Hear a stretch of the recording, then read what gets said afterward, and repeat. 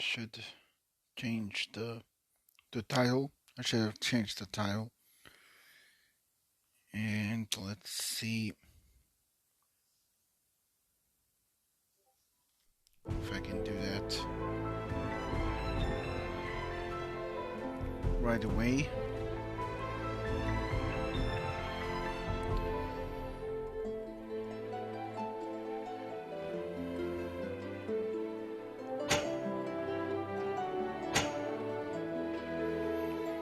Okay.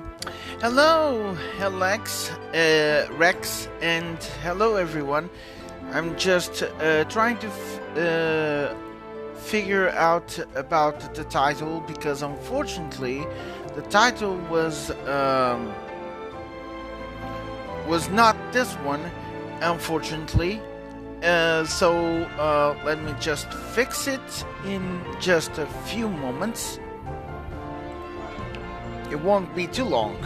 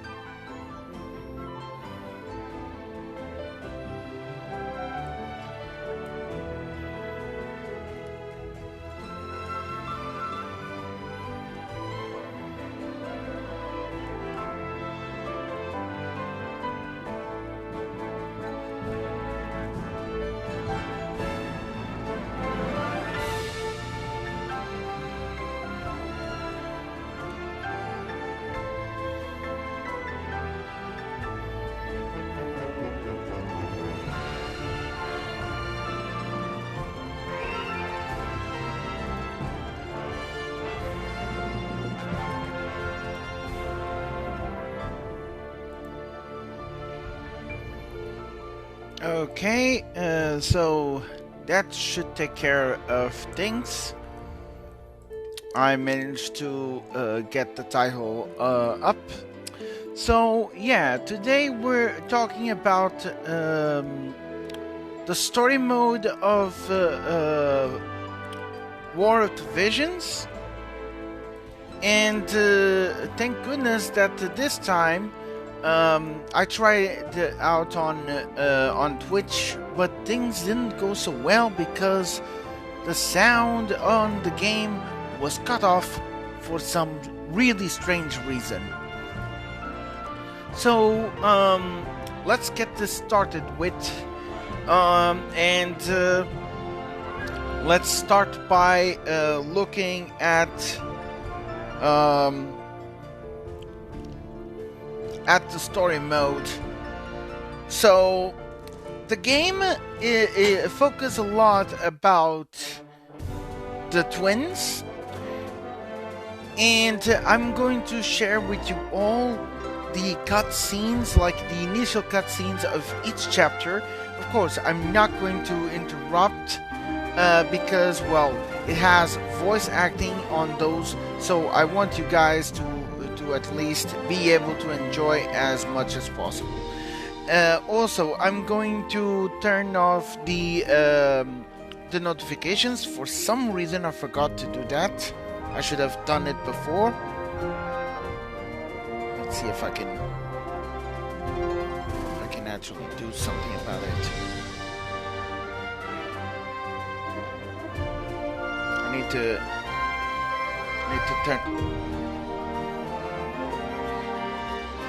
turn the notifications off. I'm really sorry, guys. This is going to take a while, a bit longer. Okay, there you go. So with this, I won't have to receive notifications all of a sudden.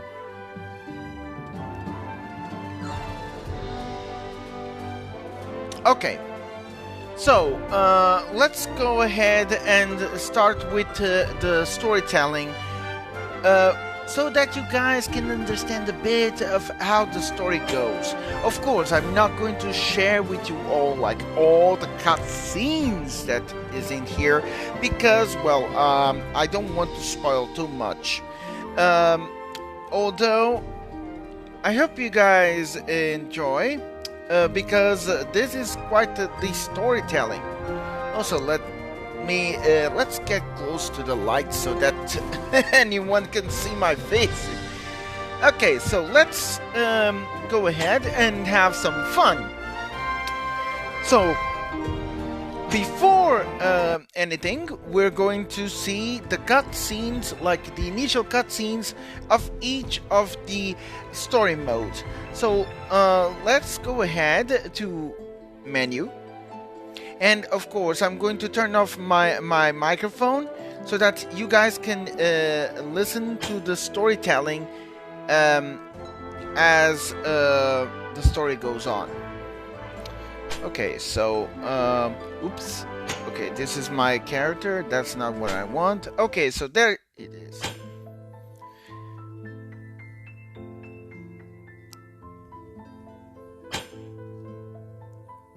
So, starting with the first episode.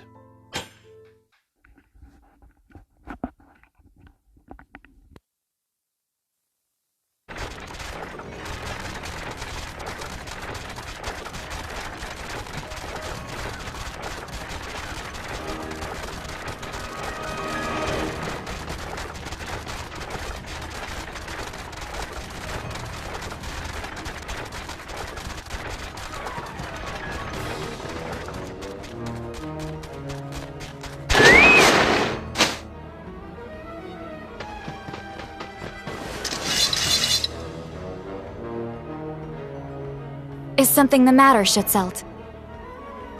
Worry not. I shall handle these ruffians in short order. I do so miss our castle. Princess. I know. It's for the good of the kingdom. My sympathies, my lady. If only I'd been born a man. Then I could rush headlong into battle with you. That is quite enough! Then I shall ask you but one question. You dare stand in the way of Lady Masheri's carriage? I do not answer to you. I see. Then there's but one explanation. You lot are from Leonis, are you not? In that case, may the Leonesians bear your enmity!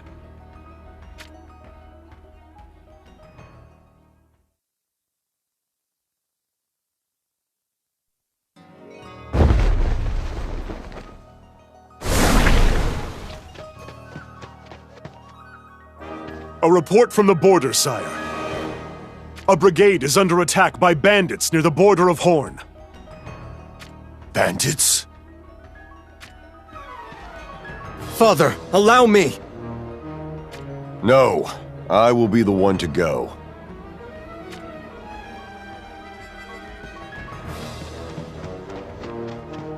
But why? Do you believe me incapable?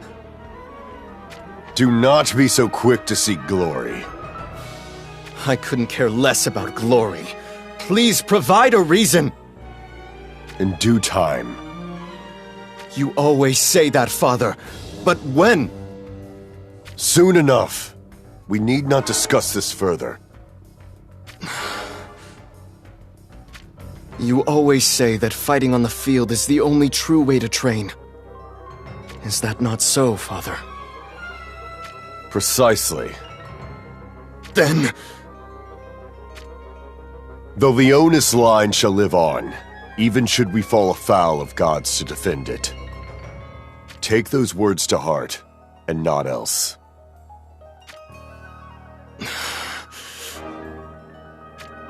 Mont, begin preparations. Call together your swordsmen. Calum will march. Yes, Father. Helena, hold the castle in our absence. As you will, my king. I pray for your safe return. Kitone, keep watch over Stern. Ensure he does nothing rash. As you wish.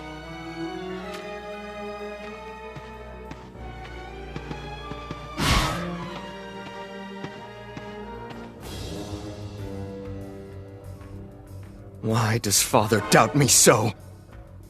Will I never be more than the second-born prince?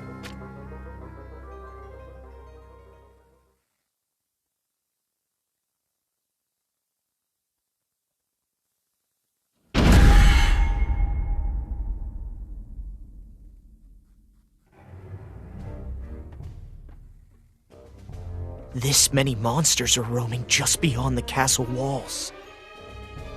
It's a prime opportunity to display the results of your training.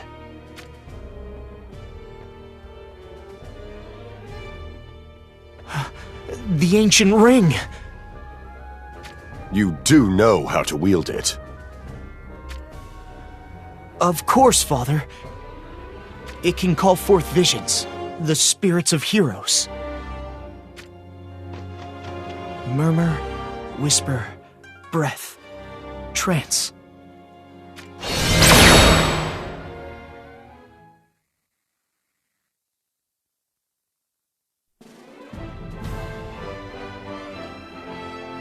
I did it! Contain yourself. You are the Elder Prince of Leonis. Let us press onward.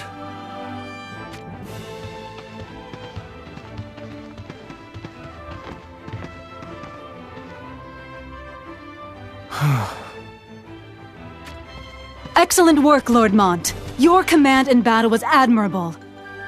I beg to differ. You shouldn't be so quick to make light of your abilities, my lord. But I'm saying that you ought to be more sure of yourself. more sure of myself?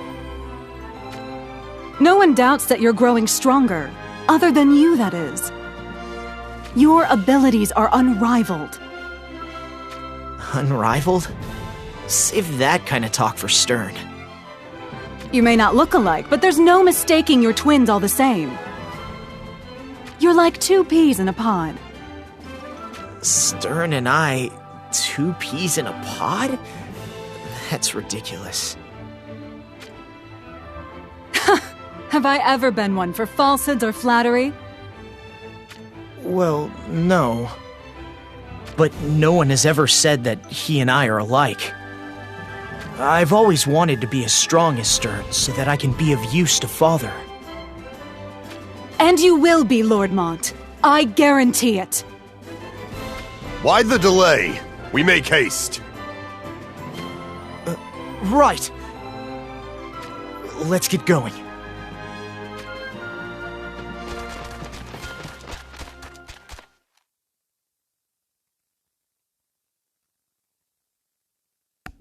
Okay, so a brief talking about the story is because, well, according to how you can see here, it talks about these 2 characters known as Stern and Mont. They are the princes of the kingdom known as Leonis, and if you see the banner of the red lion, that's the symbol of the kingdom of Leonis. From now on, in each chapter, the storyteller is going to not only tell what's happening, resuming to what happened on the previous chapters, which is really nice because that way I don't have to go cutscene after cutscene, and you can at least catch pieces of what happened on the previous on the previous chapters, and piece everything together basically. So right now I'm just sharing the link with the others because I kind of forgot to do that for some reason.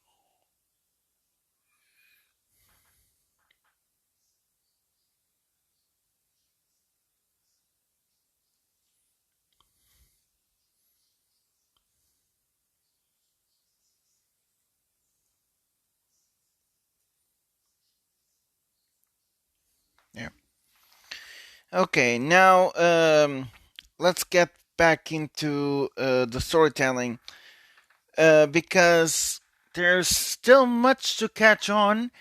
And today we're going to make the newest scene, and we're going to see the newest cutscenes that will be later on. And trust me, this is going to be really interesting because, again, this is the story mode of the game, and you guys are going to see how the story gets darker and darker by the very beautiful voice of the most beautiful storyteller in the game. So let's go for the chapter 2 and let the beautiful voice be heard.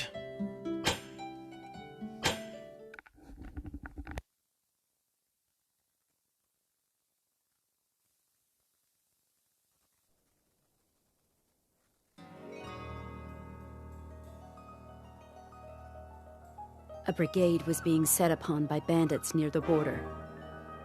King Ffbe and the Crown Prince Mont of the Kingdom of Leonis headed out to perform a rescue with the 2nd Division, Calum, in tow. Whom should they find under attack but Princess Macherie of the Kingdom of Horn? Mont and Macherie joined forces to rout the bandits. And only then did they learn the truth of the assault. Macherie had been en route to marry the King of Fennis, whose kingdom is a political enemy of Leonis. Now, under the pretext of reclaiming his bride-to-be, King Moraga has launched an invasion into Leonis territory. Whereupon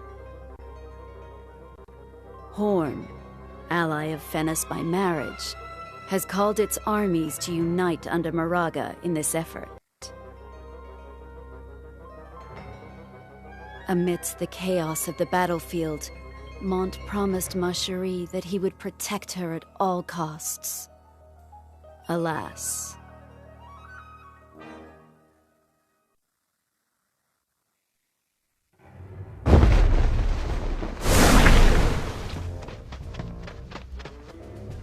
Your Highness, during the battle with Fennis, the Horn army. Father's plans may be to cut down Moraga before Horn's reinforcements arrive. Alas, if things continue at this rate, a battle with their allied forces will be unavoidable. A moment, Stern. If the misunderstanding with Horn were to be resolved, then we may be able to avert battle. The Princess of Horn survived her encounter with the bandits by virtue of Leonis' aid. Favors oft beget favors. Our relationship with Horn has thus far been amicable. Perhaps if the truth reaches their ears, they'll withdraw their soldiers. For the time being, at least. For the time being? Yes, it may solve the problem, but only temporarily. Smart lad, that one. Oh, you are in agreement? King Rob seems to be a wise general with a strong respect for righteousness. They should cease their attack for now. However, should Fennis assail Leonis again... Horn would march onto Leonis Castle at full strength. Your counsel is much appreciated. Then it appears there is no scheme that can abate the threat of Horn. Not entirely accurate, Your Highness. There is one option. Indulge me. We must end Moraga's life. Master, will you not lend us your strength? I heard tell that not even Lilith stood a chance against him. But with your help... Please, we humbly request your aid. Here we go again. Just as I was thinking about retirement, too. Master. It's not like I can refuse, now is it? Let's see how far we can push this aging sword, shall we? You have my deepest thanks. It's reassuring to have you fight with us. But you'd best strengthen your resolve. Moraga will not be defeated unless one courts death.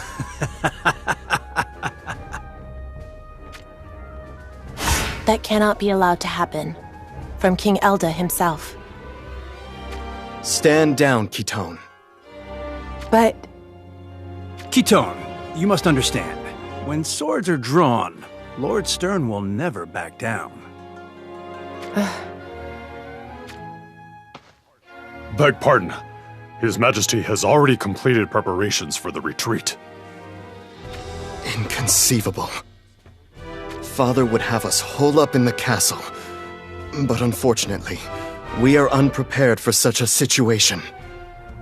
Even if we were to begin preparations now, we would not be able to finish in time. It seems we have but one option left after all. Then let us depart. Mother! You cannot be serious! What is the value in survival if it is mine alone? It would be better to reach our graves together. But... You speak of yourself as a grand warrior, yet you are unable to protect your own mother? They will not touch a hair on your head, Mother. My thanks, Stern. Fordham, move out at once!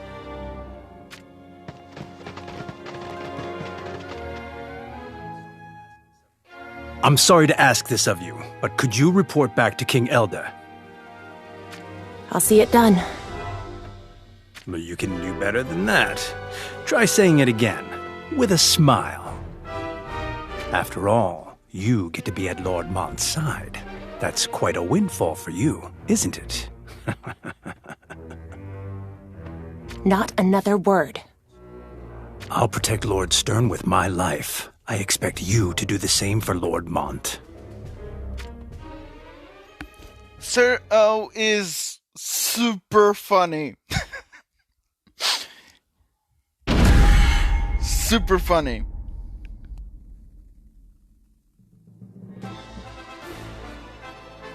Lord Stern. I know. That mangy Moraga. I'd heard of his savagery, but to think him capable of such devious plotting. Not what you'd expect from a man who takes what he wants by brute force, is it? Be that as it may, our enemies don't appear to be as great a number as I'd expected. It has been a while. Shall we give it our all, Master? Let us indeed. It's time we struck the fear of Fordham into the hearts of those who follow Moraga.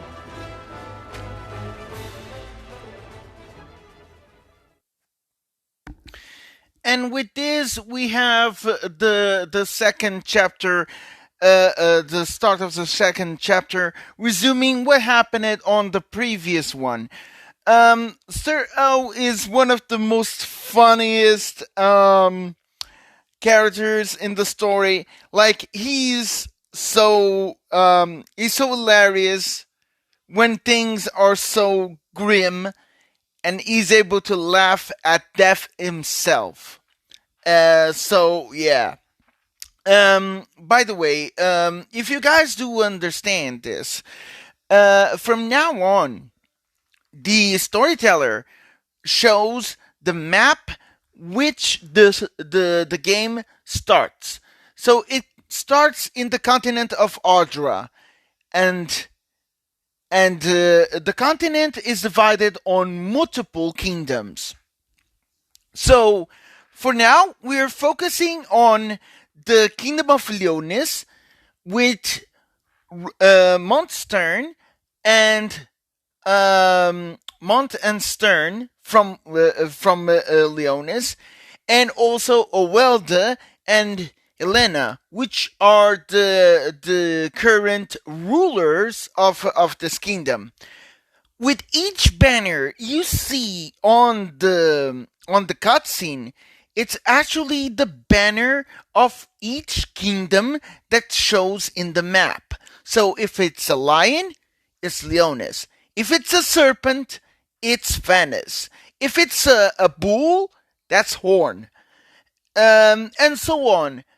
Again, as the story tells bit by bit, you'll see something that is quite fascinating and also extremely dark. That's all I can say for now. And the rest, well, I'll just let the beautiful woman who voices the storyteller to do the rest. Because she's doing a great job. And let's not prevent her from doing her job, shall we? Okay, so let's go ahead and see what happened on the previous chapter with the cutscene.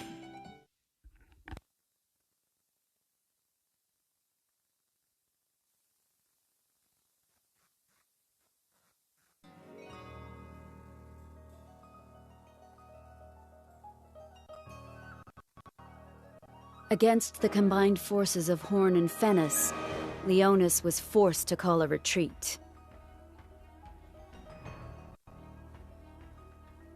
Declaring that he will not prepare for a siege, King Elde instead decided to abandon the castle and flee with Mont. He intends to seek aid from the allied kingdom of Wotv to the north.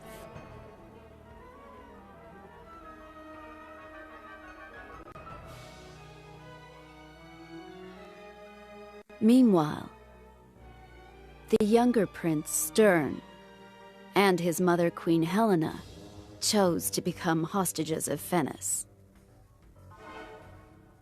The Leonis line shall live on, even should we fall afoul of gods to defend it.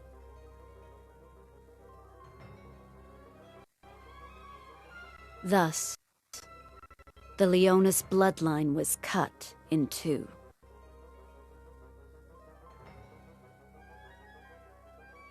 A smug grin adorns the face of Lord Sodali, the founder of the Church of the Crystal.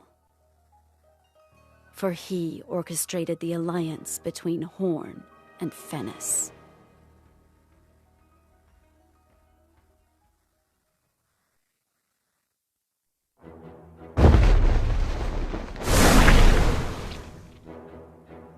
I'm sorry. I'm ashamed to have made promises I couldn't keep. But there is no need to fret. I guarantee your safety. From what I have heard, you have done Marcherie a great service. Horn is indebted to... Horn has allied with our bitter enemy, Fennis. Our safety can never be guaranteed as long as that alliance with Fennis stands. Please don't misunderstand. I'm not condemning you. The only thing I want is for you to save my mother. Stern, I'll do as much as I can. I can promise that, at least. So... I'd say it's about time you wrapped up this little conversation.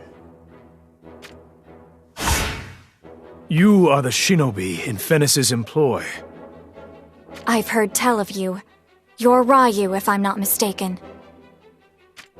Gotta take these two. No hard feelings, right? Let me ask you one thing. Have you seen Shadowlinks? Shadowlinks? Are the people of Goga not sworn enemies of the shinobi of Saiga?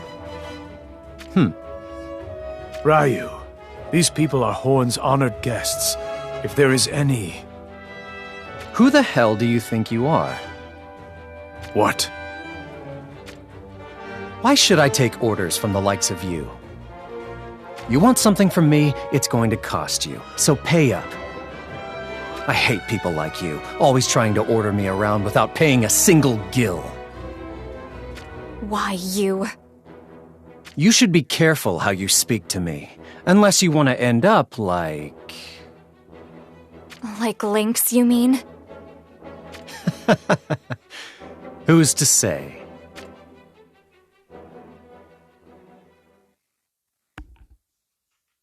I have to say, that guy sure has some big balls to talk to that to royalty.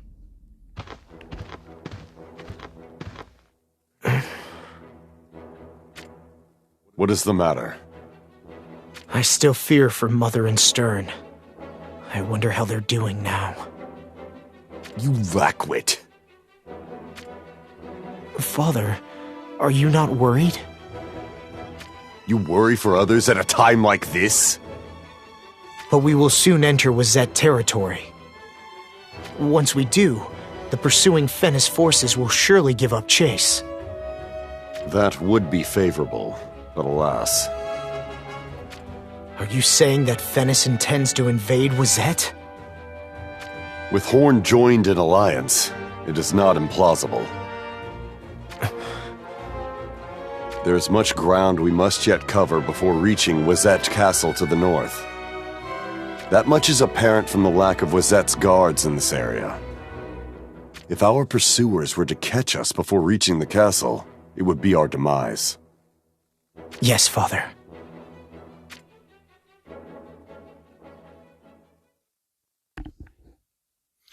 And with this, we have the end of the resume of the previous chapter. And also, welcome, Alex. I hope you're doing okay. And yes, I have to say, Ryu, he's one guy on this story that, well, it has some big balls. Like a mercenary talking like that to a king. That's either foolishness or some big balls on courage, because, well, that's one hell of a mercenary. Because honestly, I know that mercenaries are really strong in battle, but I can tell you that not all mercenaries do have the courage to talk back at kings. So, oof. That's something.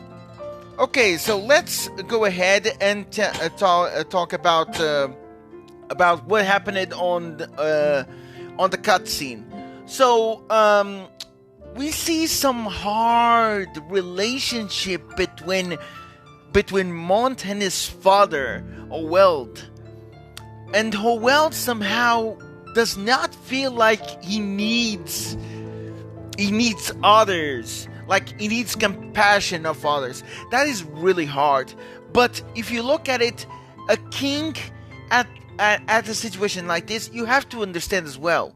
Because the king is like the pillar, like the base of the kingdom. If he falls, then all the kingdom will fall.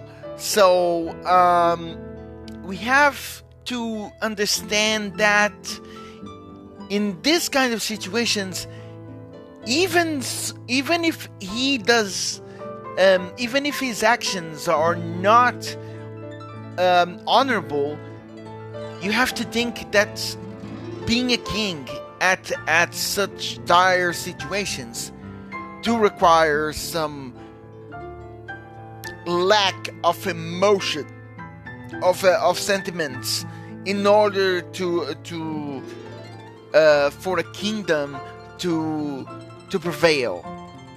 That's basically how it resumes the cutscene we have seen. So let's go ahead and see what's going to happen next. Let the storyteller speak.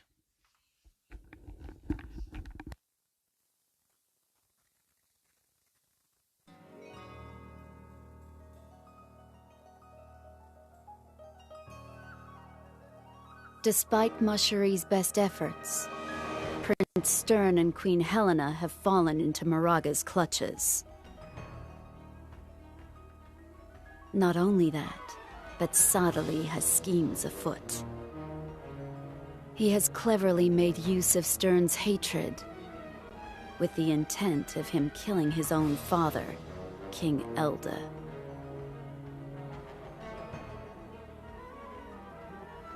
Having been separated from Stern, Queen Helena and the 1st Division, Fordham, make for the abandoned Anvil Castle in order to obtain the ancient relics buried beneath the time-worn fortress.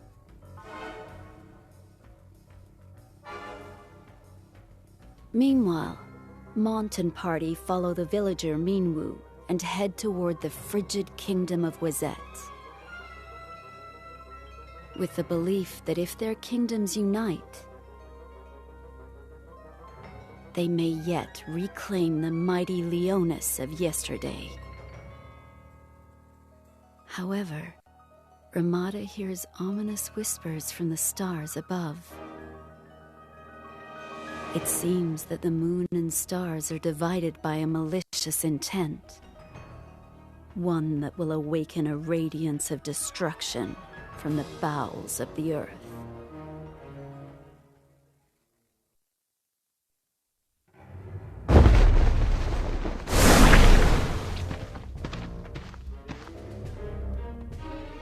This village.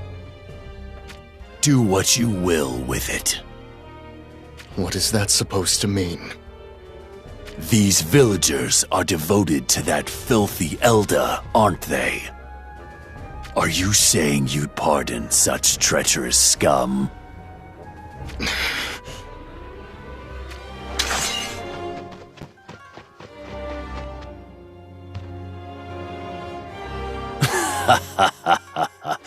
That worked better than I expected. Enjoying it? Enjoying what? Don't act like you can't hear it. The shrieks and cries of the villagers. There's gonna be no coming back from this for that Leonis whelp. That's the plan.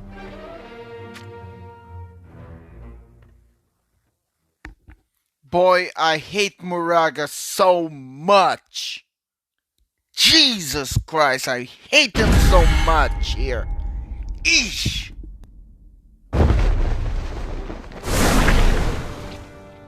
There should be a cave just ahead. A cave? Perhaps we should rest there for a while. Does a river flow nearby, Minwu? We really should draw some fresh water. There is a place to draw water down that way, my lord. Then I will go fetch some. Father, please go ahead to the cave. Right. But don't take too long.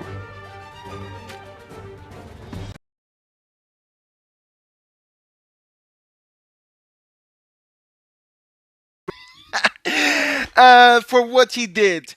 So what happened on this chapter? So if you look at it, you'll notice. Also, Alex, you're right. It's my stream because for some reason my connection somehow goes up and down, which probably okay. There, definitely now it's going to now have a better connection. If you guys can. You guys can hear me, right? I mean, there's still these issues when it comes to the connections, but anyways, as I was saying, it's really terrifying, like how Runestern completely goes like out of his way, like out of his character, and that's something that he could not control himself about.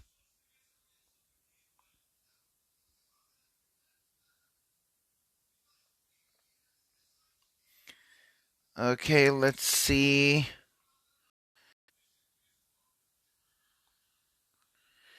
Okay, completely goes like out of his way, like out of his character. Okay, there. Okay, so now the connection is back to normal. I can look at it right now. I'm looking at the stream right now.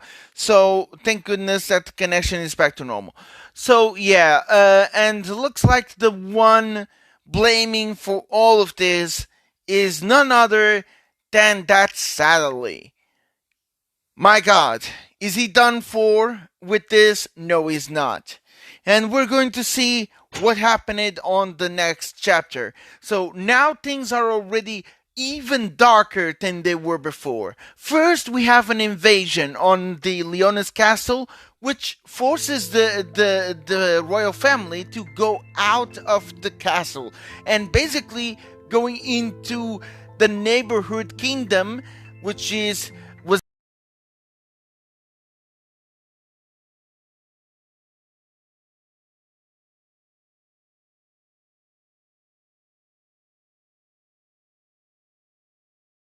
using my phone to see if things goes well, because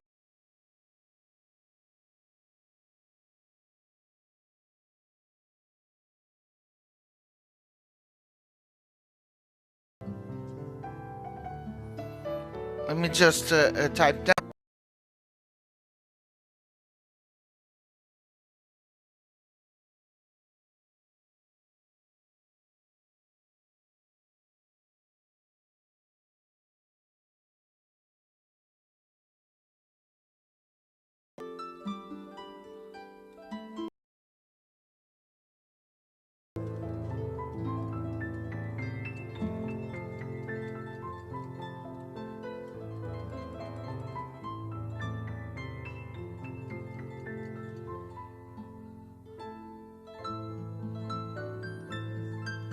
Okay, guys, you.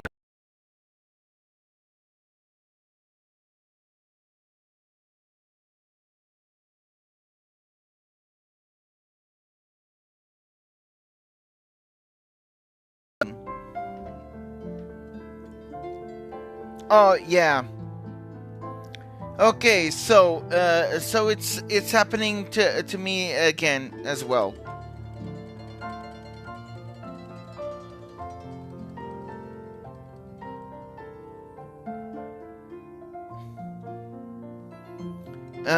Let's see. Okay, it's not showing the load. No, it's not. It's not showing the load anymore. So I hope you guys can see now, because I'm seeing exactly what you guys are seeing on my phone, and no, okay, it seems that the connection is back to normal. Yeah, the connection is back to normal. There you go. It's back to normal. Okay, so sorry about that, guys. So let's go ahead and see what do we have on this next chapter.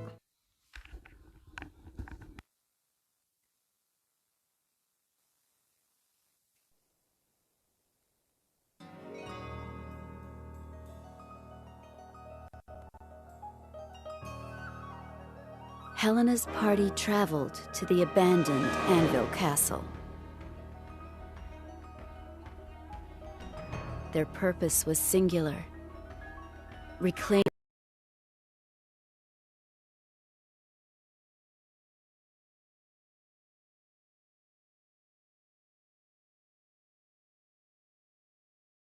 reprehensible.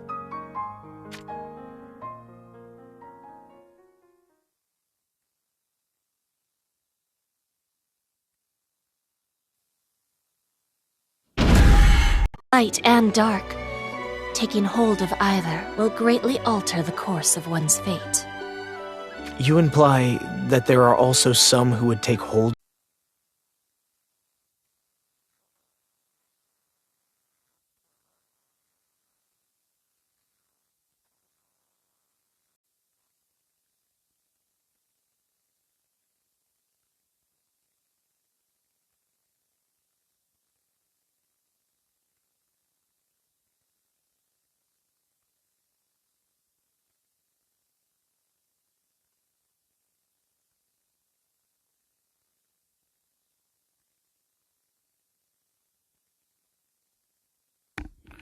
Let's see if the connection is back to normal.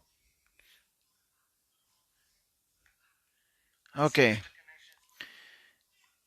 And let's see if everyone could see that without the sudden cut down. But I think you all could see the cutscene. So, anyways, about the story here. We see that Mont and Stern's father, is now wounded, and he's trying to hide himself from those Fenris troops, which are controlled, ruled by the tyrant known as Muraga.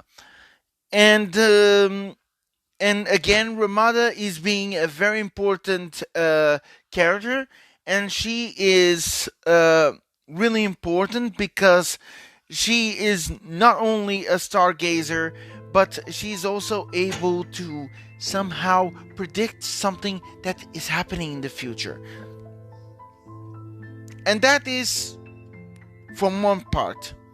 Now, for the other, what's happening on the other in the previous one, based on the review of that chapter, he's dead. He got himself killed by two rogues who belongs to the Church of the Crystal, ruled by Lord Sadlerly. So that's why if you see a character with a gray shape in the background, this means that character is dead. So unfortunately, Sir O died on the previous chapter. So because the storyteller is like resuming what happened on the previous chapter, and the woman that appears in the beginning of the story is no other than the goddess, which can be like the goddess who created this continent. Maybe? I'm not so sure about that, so I'm not going to speculate over it.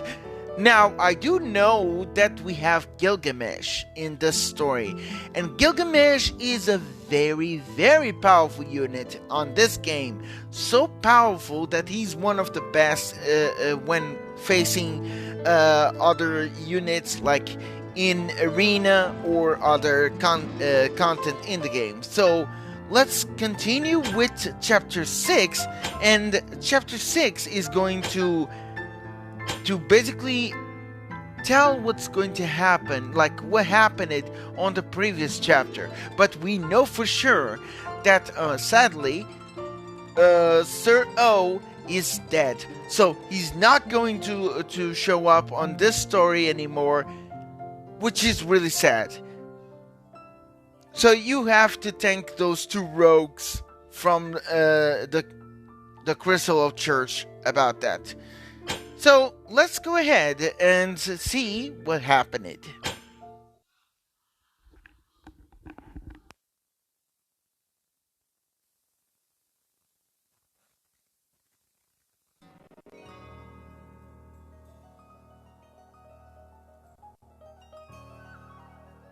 Moraga's treachery grows crueler still.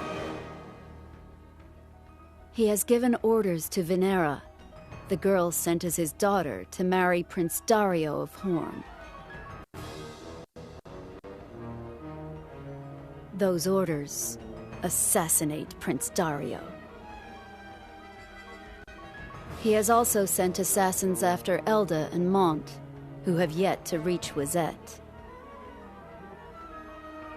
And Wizette, though supposedly Leonis's ally, has sent her 1st Division, Ikito, south along the snow plains to destroy Leonis's remaining forces. Whereupon, Stern, in his golden suit of armor, driven by hatred beyond malice, has at last come face to face with his elder brother, Mont. Stern, who believes his fate to be inescapable. Mont, who fights to defy his cruel fate. But at this crucial juncture, Gilgamesh the Winged One descends from the skies and unleashes an intense flash of light that shakes the earth as if to rend the armies of Leonis and Fennis in twain.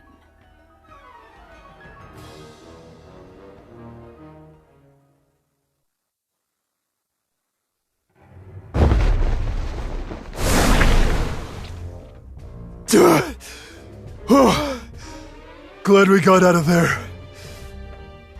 Didn't look good, huh? Happy with that decision? Fleeing?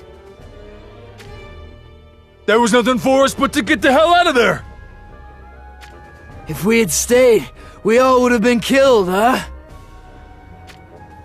But some of those monks may have survived. Got a plan for that? Who? Those guys! That's not good. You didn't stop to think that they might tell Sadali we fled like rats from a flood. If someone tells Lord Sadali, then our dream of being His Holiness's royal guard would be completely destroyed! So now what? Gonna go see if any of those monks are still breathing? You're right. We better do that. Though I'm not really feeling it, huh? How are you holding up, partner? If you're going killing, I'm going too. Looks like you're in high spirits. Should we get going, brother? Let's go, brother.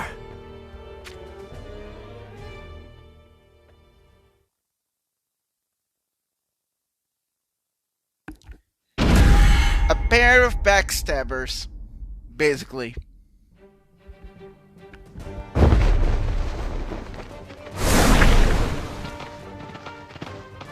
A cave. Minwu. Once we pass through this cave, we will be in Wotv territory. At last. Moraga's wretches shouldn't follow us here. Yeah. No one nipping at our tails for now, right? Not after Gilgamesh's brutal demonstration. All the same, What troubles you? I fear we will soon be visible to any guards posted by Wotv. Even so, it's too late to turn back, right? Not just for King Elda's sake. Shitselt is gravely injured too. Then again, I guess we should be thankful Gilgamesh showed up when he did. If he hadn't, it would have been the end of us. You're right. Minwu, what do you know about Gilgamesh? I have heard rumors about him. He is a supreme being who rules over all kings and their dominions. It seems the ring Father entrusted to me was in fact bequeathed to him by Gilgamesh. That must make him our ally, right? Let's keep moving, Lord Mont. Right.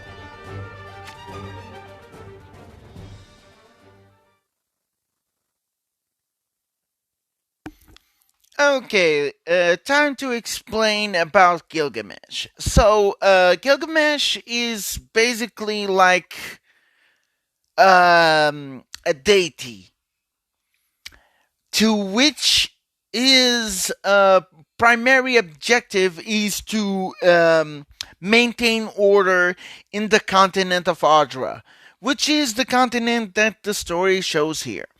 So, what's going to happen here? Well, basically, thanks to this intervention from Gilgamesh, Lord Mont and Stern, basically the twin brothers, who were fated to clash one another from the start, which is called like premonition, maybe, from the story. But thanks to his intervention, how he intervened in the confrontation between the twin brothers, Leona's troops were spared from Fenna's immense assault and Ruinstern. I call Ruinstern because this is how he is right now. Is he on side of anyone? I don't think so. Because again, as the storyteller says, he's basically blind by rage beyond malice. Hatred beyond malice. Why does he feel this hatred? Well, if you look at the previous chapters, like the previous storyteller cutscenes, you'll see that Oeld, the king himself, did not trust anyone. Like how Mont was being so caring about his brother and his mother, and Welt discarded that feeling like it was nothing but an object. And this attitude of well, I mean, you can just go back, Rex, and see, because, well, thankfully the connection is still going well. So again, because of because of his actions, he basically get what he deserved, unfortunately, which is the divide, the division between light and dark. Like, that's basically it. Mont is light, Stern is darkness, and they are going to clash with one another inevitably.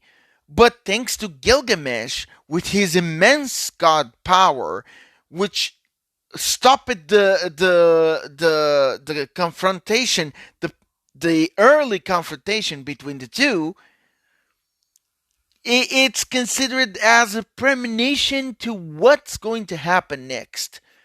Why did Gilgamesh did this? Well, again, we're talking about a deity who wants to maintain the status quo.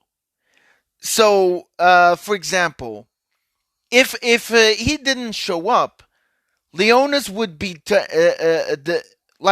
Leonis' kingdom and the royal family would met their demise on that fight, because Runestern, with his, Stern Leonis with his golden armor, he's being possessed by the hatred he feels towards his father. Again, Oil's fault because of how he didn't care about either his queen, his wife, or either of his sons, as long as Mont, which is the crown prince, is a bit older than Stern, despite the two being twins. But as long as there is one to be considered as a successor for him, that's all it matters. It matters for him. So, thanks to this kind of attitude from Oeld, we can now see the reason why Stern feels so much hatred upon his own father. However, thanks to this hatred, he is completely blind of judgment. And unfortunately, that's how fury looks like wrath. The sin of wrath is like that. You basically lose control of yourself completely. You lose all judgment, all consciousness. You become pure anger, pure rage. And unfortunately, that's exactly what's happening with Stern. Do I feel bad for him? Yes, I do. But again, thanks to this, he's now a character like a secondary character in the game, and he's one of the best, most deadly units in the game. Like, this guy is so powerful that he can one-shot a lot of units with just one skill. So yeah, and he's my ace in the pocket. Like, he's my strongest unit. So that again makes him a lot more valuable. But he's still really, really devastating.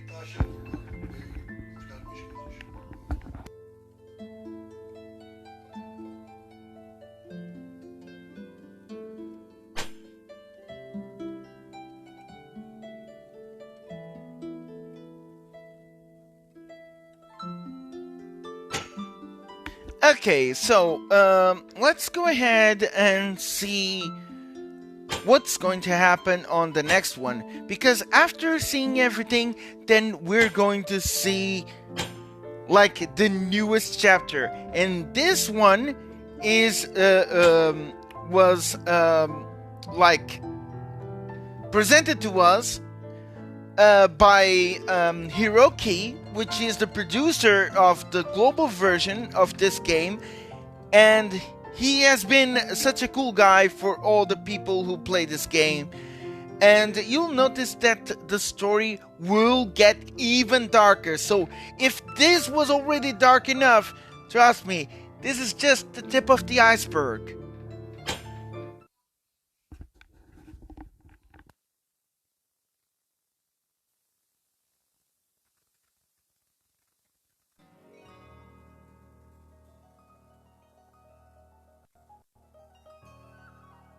Mont's party pushes north into the vast, frozen tundra. Awaiting their arrival is Wotev's 1st Division, Aikido. Shattering their alliance with Leonis, Aikido assaults Mont's party. When it seemed too dire to escape, the prince and his troops are saved by Glaciella, Mont's bride-to-be. Yet, Glaciella has plans of her own to topple her father, King Kuri. Such is the lust for supremacy. A lust that has twisted the land into a state of war-torn bedlam.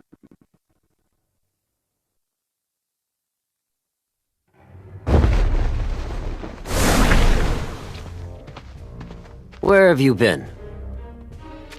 On a walk. I needed some fresh air before I suffocated in here. You do wish to become my queen, do you not? Perhaps I misunderstood your intent. That's neither here nor there. I simply despise being confined. By the way, why was there such a ruckus in the Great Hall? The Leonis lot has arrived. My. Then the welcome celebration must be in full swing. Would you like to greet them? With open arms? Or open blades? Sheathe your spear for now. The dregs of Leonis might yet be of some use, unexpected though it may be. And what happens once their usefulness has run out?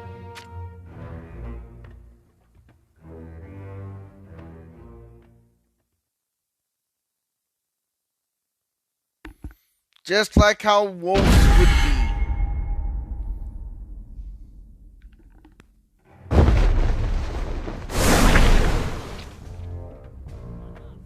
Enough! That voice!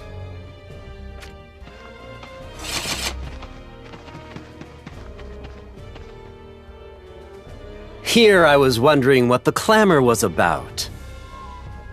King Kuri!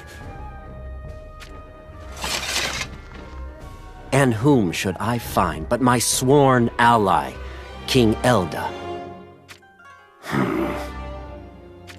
There was word of an unidentified troop crossing into Wotv territory, so I dispatched Akito.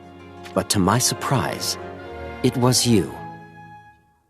King Kuri, my father has been gravely injured. There is little time. Yes, I can see. And that soldier of Horn is in quite a horrid state as well. You two, bring them inside and treat their wounds. Now. Yes, Your Highness.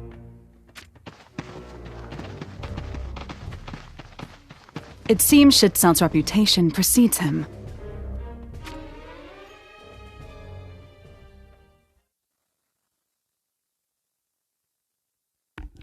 And now this is how things got even darker. Welcome, Turk.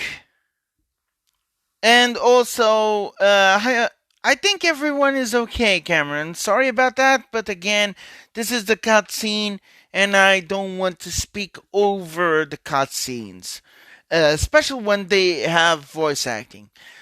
So, I have to say, would have thought. It seems that once an ally, and now he seems to be an enemy.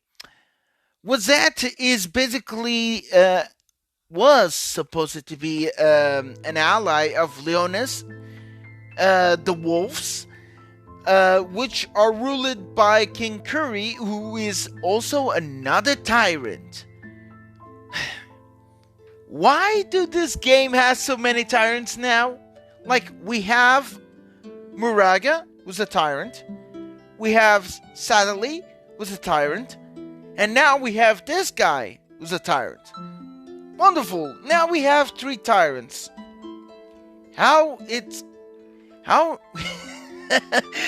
When this is going to how this is going to end, I don't know. But this will be really interesting. Because again, this is how things get a little more interesting on the plot, because we have like multiple enemies now, and even allies are not considered enemies. Now that is, if that's not backstabbing, I don't know what is it. So let's go ahead and see what happens, because definitely the storyteller is much better to speak out than myself. So let's go ahead and listen to what she has to say about what happened on that chapter when Leonis was invited to the castle, and what happened during that invitation.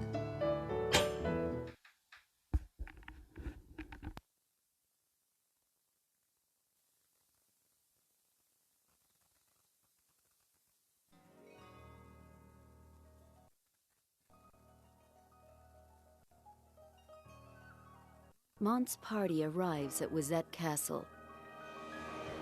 They are given a warm welcome by King Kuri. Yet Mont knew perfectly well Kuri's hospitality would not come without a price. Leonis must prove itself of value, lest they be cast to the wolves. And so Mont set out, with Glaciela's noble thieves Rubius, to capture the nearby Fennis fortress. Leonis and Wotv. Just what has become of their once steadfast alliance?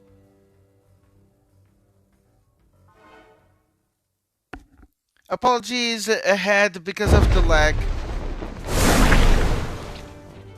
Curses. Will none of them budge? Darling? Worry not. We'll break through soon enough. No, I mean to tell you that a messenger has arrived.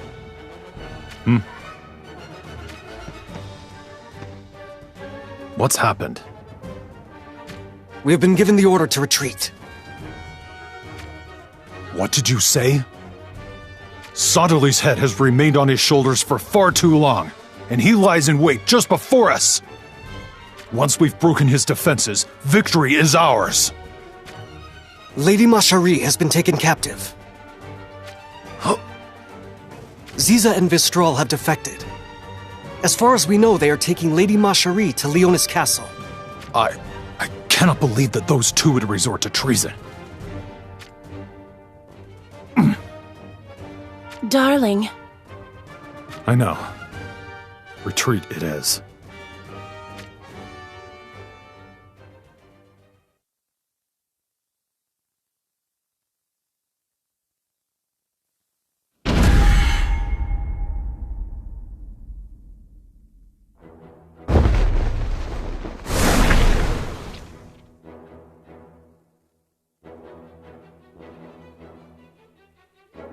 Now then, give us all you've got!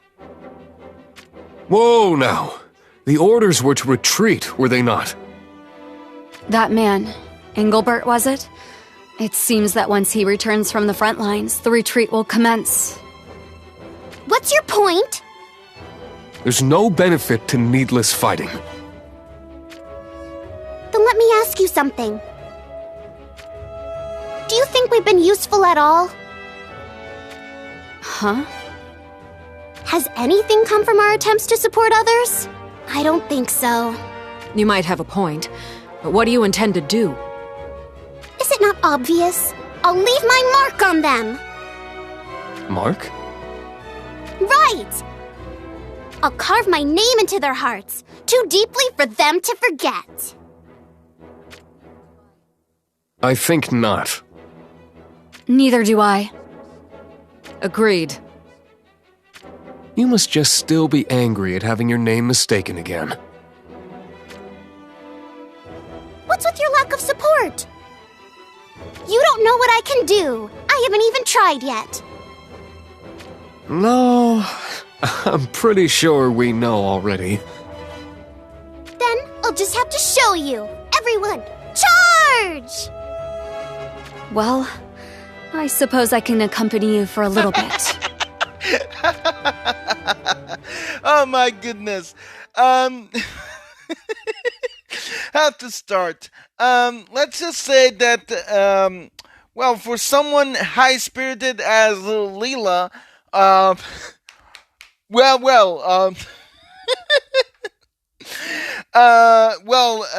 that's what I could call, like, high-spirited, at least, or complete foolishness. But oh well, that's what happens when you have a young heart. So again, as the story goes on, backstabbing once more.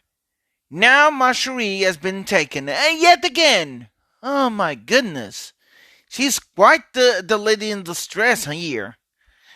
And then we have Engelbert, which is one of the biggest generals of Horn, being taken down. And guess what? Jesus Christ. It seems that this general cannot do anything by his own. My goodness. And then we have his lover, Frederica, which in the game is basically one of the best gunners in the game. And she is dangerous as hell on the game, like, ooh, miles away. Okay, so let's go to the chat, and thank goodness I can see that, Alex, it's getting better. Also, let's see here. Oh, we have Panther. Welcome, Panther. Bem-vindo, Panther.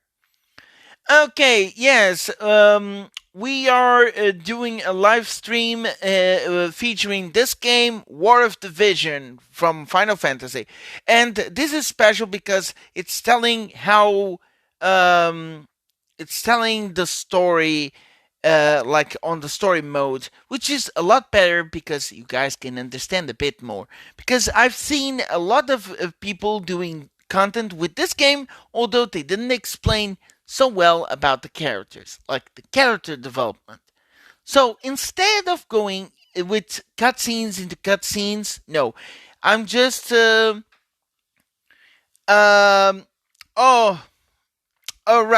Sorry about that. Desculpa lá, Dan. Bem-vindo.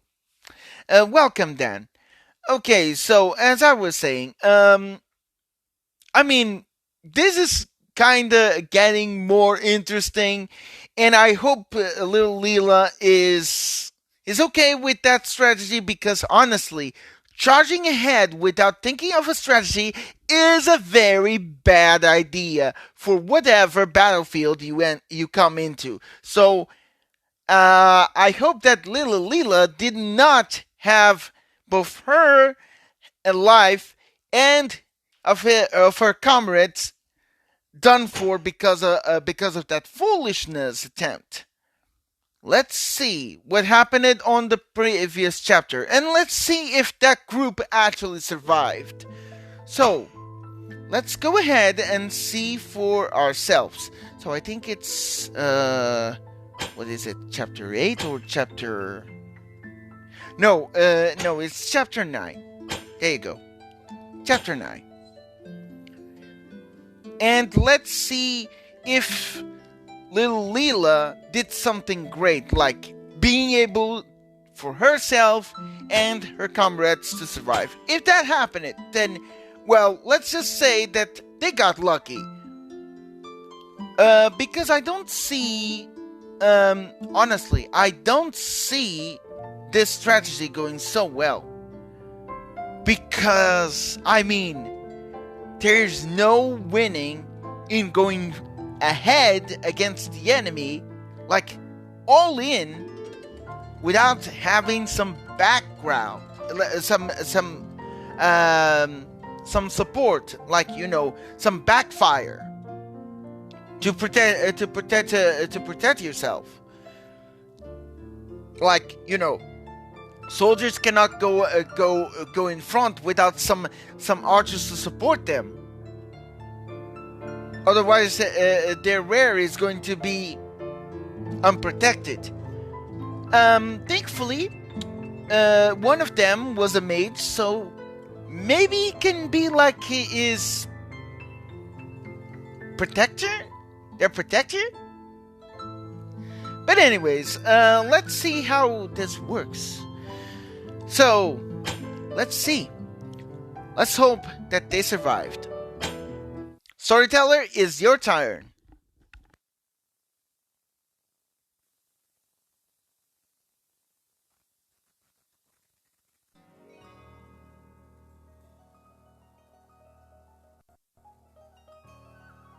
Electing to rescue Princess Macherie, Mont's party makes for Leonis Castle.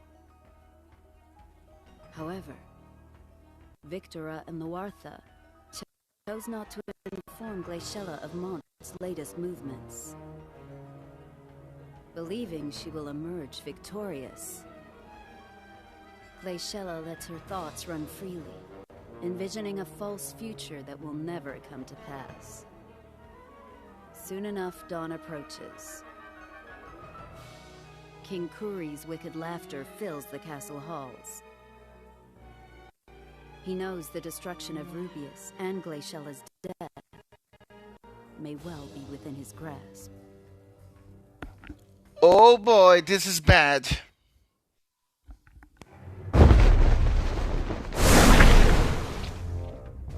I see. Lady Macherie has been taken to Leonis Castle by traitors of Horn. That seems to be the case. Therefore, we must do whatever is in our power to... Wait just a moment. You're not suggesting that we rescue Lady Macherie on our own, are you? What else can we do? Well, I suppose we will need to gather allies at some point. But there's no time for that now. So you want us to sneak into the castle by ourselves? Because that would be impossible. Impossibly impossible. Well, we can't just leave Lady Macherie to die! A moment, you two. I have received word that Horn's Solidus are on their way to Leonis Castle, much to our fortune. So we'll be backing Solidus then? No. there is something else that I would like to request of you. What would that be? I need you to travel to Wotv and inform the Leonis forces there of what has befallen Lady Marcherie. The might of Solidus alone would likely be enough to capture the castle. Alas, it would come at a great price. Meaning that Lady Marcherie can only be saved if the two nations join forces. Take this with you. It may prove useful.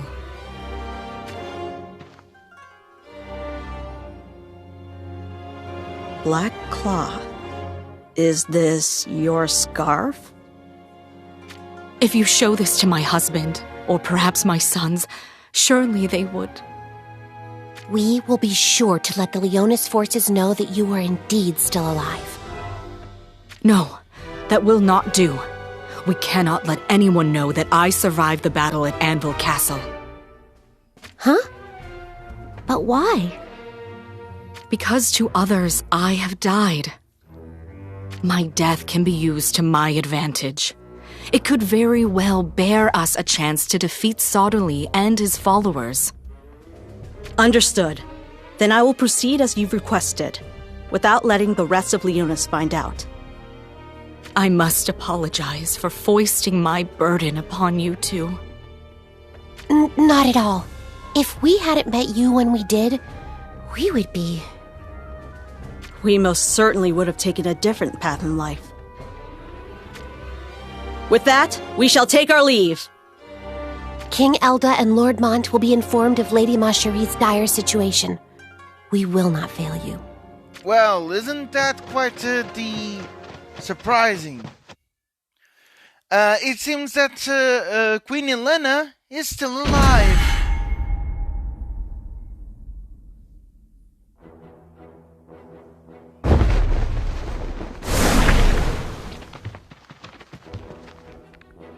Whew, I'm beat. Not that it comes as much of a surprise. Wow, this is curious. What is... What? Just because Sosha said she's tired and I didn't? Not that. It just struck me that you really are doing your best. He's right about that. To think that we're right back on the road to Leonis, just when we thought we'd have a chance to rest in Wotv. I thought you would have at least whined about it once by now. But this is the first time we've ever worked together with Calum, you know? Huh. So your sense of rivalry is keeping you going? It's only natural. We are representing Fordham after all. Well, our numbers are also terribly low at the moment. Speaking of which, I've not laid eyes on Etra and the other new recruits in some time. I wonder what's happened. From what I've heard, their morale plummeted after Lilith berated them. So what has happened to Etra? She hasn't gone on the run, has she? Unfortunately, it seems that she's become somewhat of a recluse. Yerma is always by her side, so that's some comfort. But alas. Was there not one more? What was her name again? The one that touted herself as the strongest paladin, right? Right, her! I think her name was Nasha. I thought they were really giving it their all. I heard that they got the boots knocked off of them by Lilith during a Fordham mock battle. But why would that old hag even be there? She's not in Fordham. Because she likes to be seen wherever she can, that one. All she does is nag. It's no wonder men don't want anything to do with her. Just who might you be talking about now? I only did as I was requested by Lord Stern, mind you. Were you not aware? Apologies. This lecture's postponed. Prepare for battle! Never in your life ever says never say such thing to a woman. Never. Especially when that woman is nearby. I'm glad that Halloween, little Lila is alive, but honestly, she needs to contain herself. I mean, honestly, man. Oh my goodness. Like, this is so funny how she and her comrades managed to go into there, but oof. I mean, I did saw it about yes, I saw Cameron. I'm sorry for not answering about that. But I have to say, my God, calling someone an old hag, honestly, like, she has no shame at all. Lilith is a commander, like, she's above them. The only person that she's below is Lord Mont. So, again, the Crown Prince of Leonis. And she's the commander of the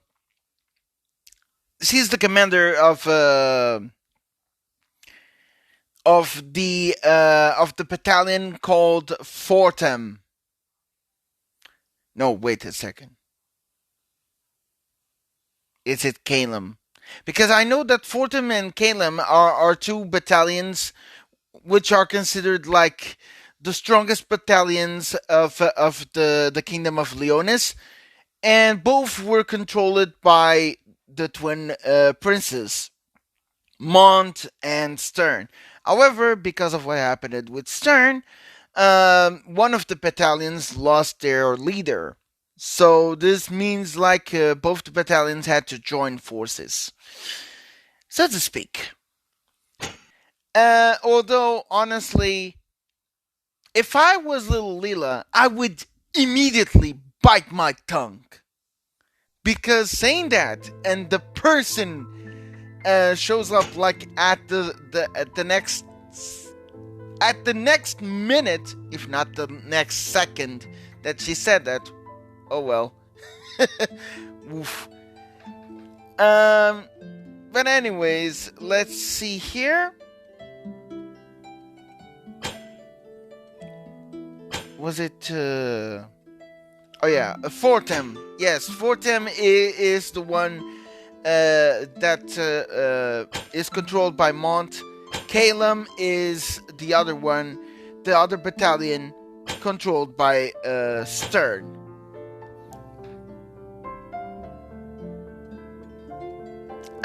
No, but I will after doing this, Cameron. Okay, let's see what's going to happen next, and let us hear what the storyteller has to say.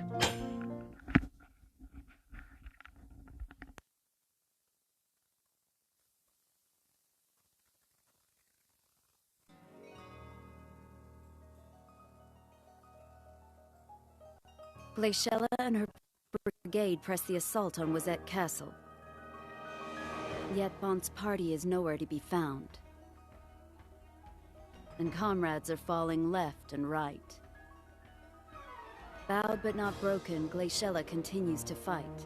Serges of Aikido confronts her.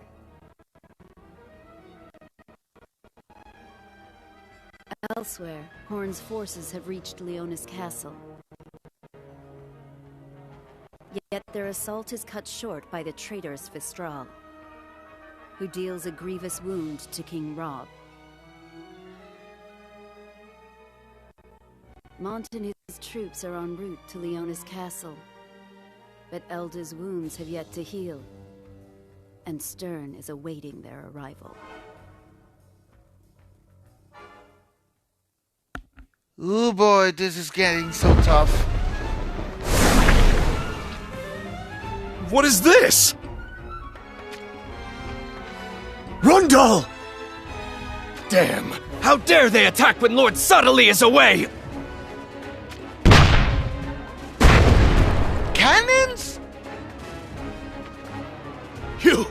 You swine! No doubt. They're after the crystals. As if we would just hand them over! Protect the vault! Of course. We'll show them why the Dynevurk Monasterial Guard is something to be feared!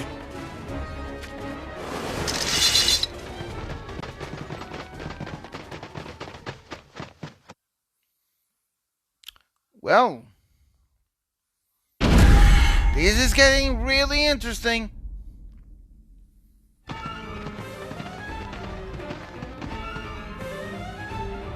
You're Rundal's...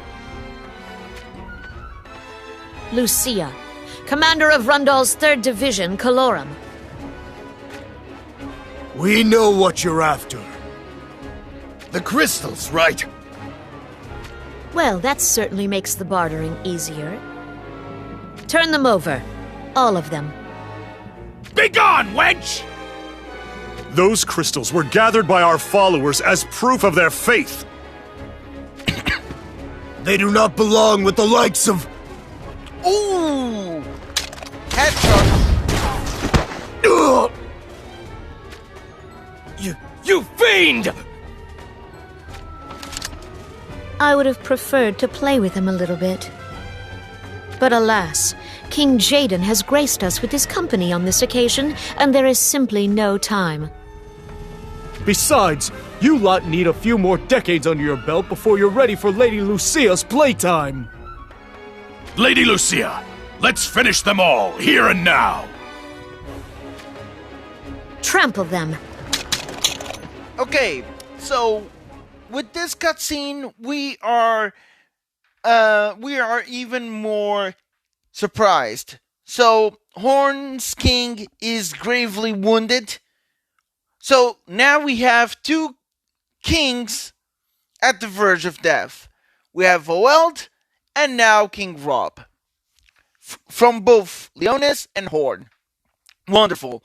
And to add into for a much bigger mess, we have Rundal, which is a country nowadays with the banner showing the deer with a pair of guns. Why?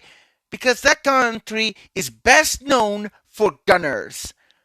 And woo boy, you saw just how powerful they are. Again, they even have cannons. Trust me, in this game, the only one who has cannons are they. And the others, the only thing that they have as siege weaponry is just catapults or trebuchet, which is a French siege weapon, which is like a slinger, a giant slinger version of a catapult, which is capable of launching like boulders much longer than to a much larger range than what catapults are capable of. But even so, they're no match for these guys because they have cannons. And if you know what a cannon is, well, you'll notice that their range is a lot larger than trebuchets. So, yeah, I don't think that the other countries do have anything against that power. That's called firepower, actually. Okay, so really interesting. Rundal is invading, and we saw what they're capable of somehow. So let's see here, and oh yes, the crystals, it's already here. Okay, so let's go for the chapter 11 and see what happened. Maybe the storyteller will tell us what happened within the cathedral, which is the center of the Church of the Crystal. Again, that's where Satellite lives. So, if something...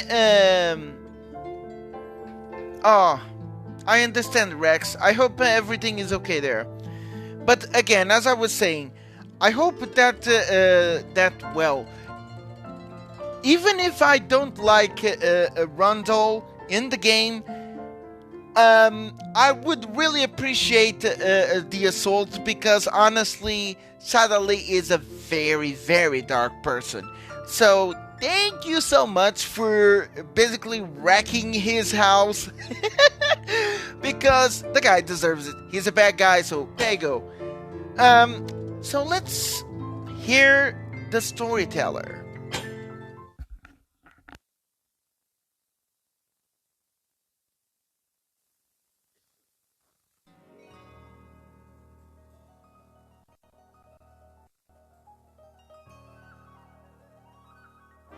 Rundal's forces raid Dynevert Cathedral. Commanded by the confident King Jaden. The raid is cut short after Gilgamesh makes a surprise visit. But even his sudden appearance was within Jaden's expectations. Meanwhile, Elder broke from the Leonis forces, and he finds Stern in the underground passage that leads into the castle. The prince maliciously slays Elda, but refuses Elda's ring, the mark of the successor to the throne.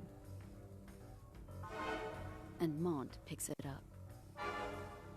Their actions speak louder than words, because to them, this means war. So, Oeld is dead. And now things get really interesting. Muraga.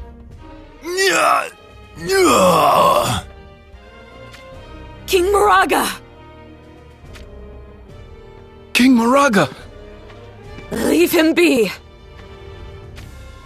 Oh! That's a powerful punch!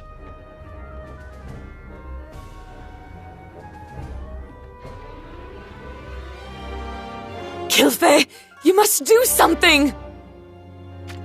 In his current condition, I doubt our voices could reach him. An adverse reaction to the magic armor, it seems. Do you think that Sadali... Perhaps he foresaw this outcome. That wretch! To sacrifice even King Muraga is nothing more than a pawn in his scheme. What do you intend to do? Should we return to the castle now, Fennis will fall. Though it would be quite the sight. What are you saying? You understand what would befall your beloved brother Malleus should that come to pass, do you not?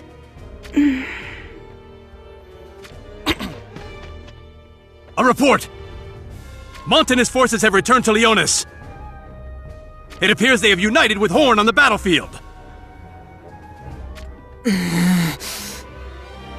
Did you say Mont? King Muraga. Mont! It would seem his disgrace fuels the armor. And this will not cease until he enacts his revenge upon Mont. Are you suggesting we make for Leonis? What else can we do? You, return to the castle and escort Melnia to Leonis. We will make our way there ahead of you. In that case, shall I bring Renelle as well? Though I'm hesitant, the situation calls for her. Make haste! Yes, ma'am! A wise decision. Oh boy. Oh boy, I'm so scared of Muraga now. He's going on berserk, just like Runestern.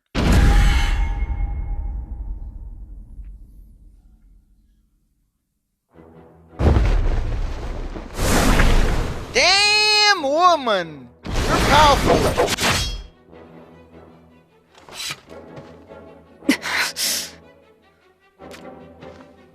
Lord Mont! Thank goodness you're unharmed. You were able to find King Elda, I take it? I met Stern. Lord Stern? How did he... There's a secret passage that leads to the castle. Then Lord Stern... He had no intention of coming back.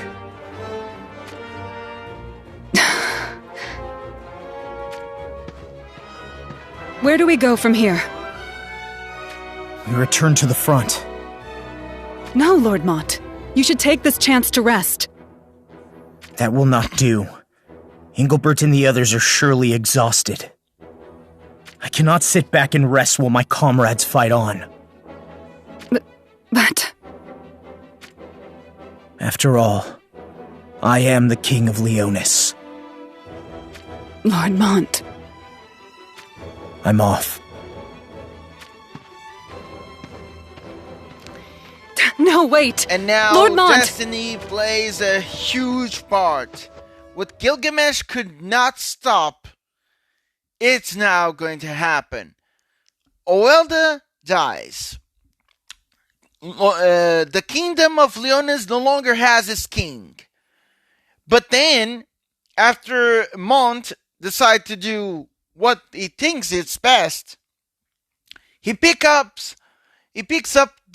the ring from his father's dead body and proclaimed himself as the new king of the kingdom in front of none other than his twin brother Stern, who's being influenced by the golden armor, becoming the Knight of Ruin.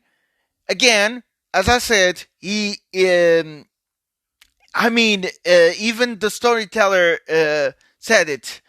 Like, without mercy, he slaughtered his own father. That is maniacal.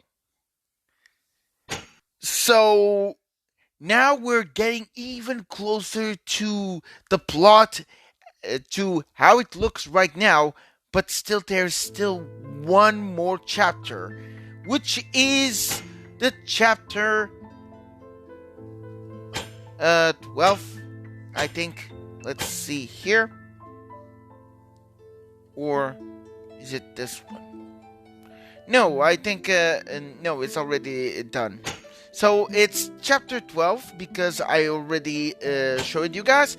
So let's go to chapter 12, which is the actual chapter that we're already on. So, again, storyteller, please go ahead and speak to us.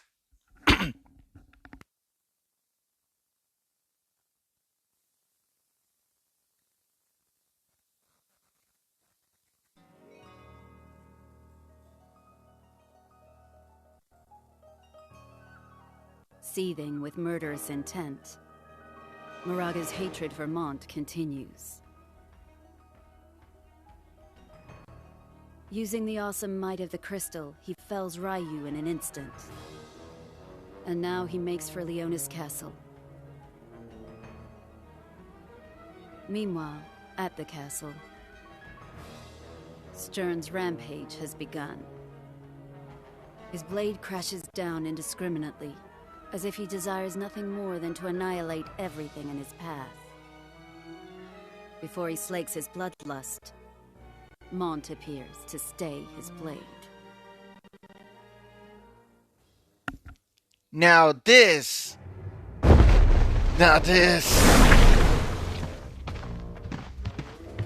Ryu is dead. Moraga, that rat. Did he really head for Leonis? I saw it with my own eyes, and yet I struggle to believe it. Ryu was one of Goga's best shinobi. Taking him out in one hit like that.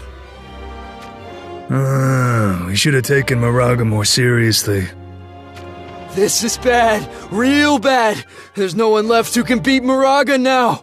Even so, we can't just do nothing.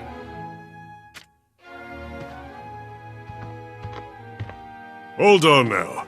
You're not thinking of going after him, are you? And you're not. Maybe I'm missing something here. I thought you were Ryu's partner. Am I? I don't remember partnering up with any corpse. Oof. That's harsh, huh? Yes, it is. Still, you have one thing right. We can't just do nothing. Do we go after him? You think Moraga and his lot alone are enough to stop the combined forces of Leonis and Horn? I'd wager they are. So there's nothing the three of us can do to get back at him? That all depends on whether Sodali is with them or not, huh? Wait, don't you mean Lord Sodali? Uh-oh. Well, I suppose my oath of devotion to the church wasn't set in stone either. Can we trust you on that? Yeah. Sodali's pets are Murmur, Whisper, and Grace. Oh, and Stern, or whatever that kid from Leonis was called. You think I'd fit in with those guys? Sounds like you've got it pretty rough too, huh? Anyway, as I was saying, if Sodali is at Leonis Castle, what would happen if we didn't show up? You might think that we turned tail and ran like cowards. And if he isn't there? Then I would see no reason to risk our necks. Either way, it's looking like a trip to Leonis is in store. Looks like it. Let's go see what Sodali and Moraga get up to for ourselves, huh? So long, Ryu. I'm sorry it ended up like this, but whenever I eat something good, I'll make sure to eat enough for you too. Okay. Okay. What a chapter.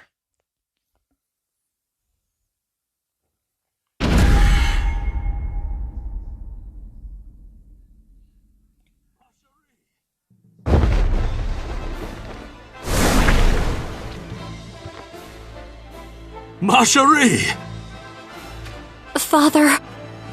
I am overjoyed to find you safe and sound. Ziza. She defended me. I see. Please ensure that her mother wants for nothing. You have my word. Father? Father, you're... 'Tis merely an old wound that has reopened. No need for concern. Nothing shall stop me from seeing you wed to Lord Mott.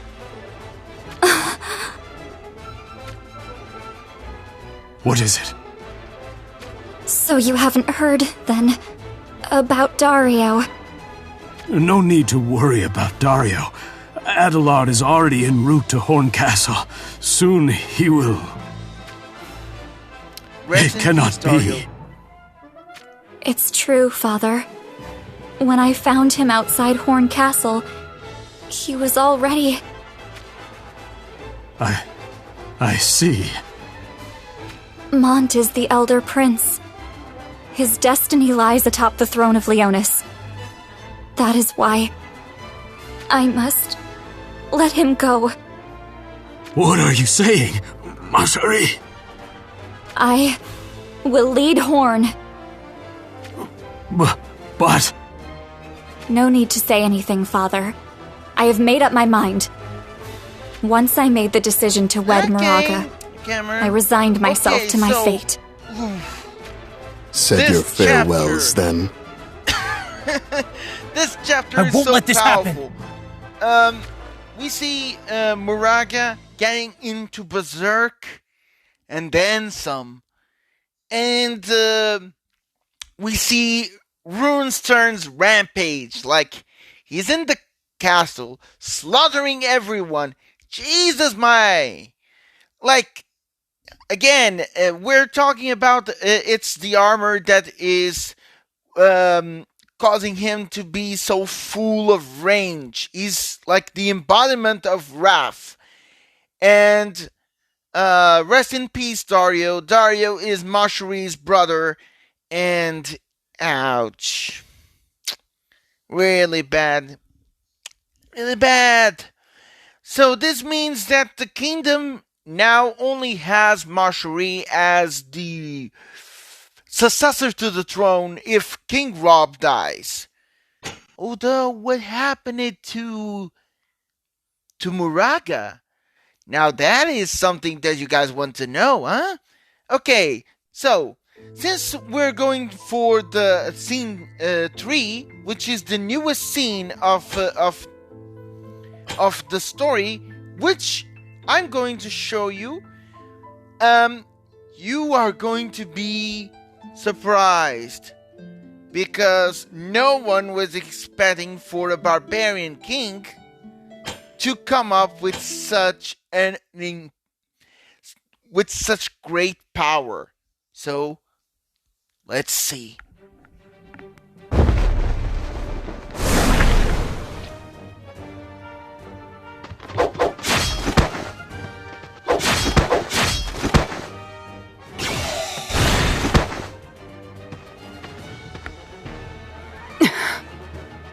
Is that?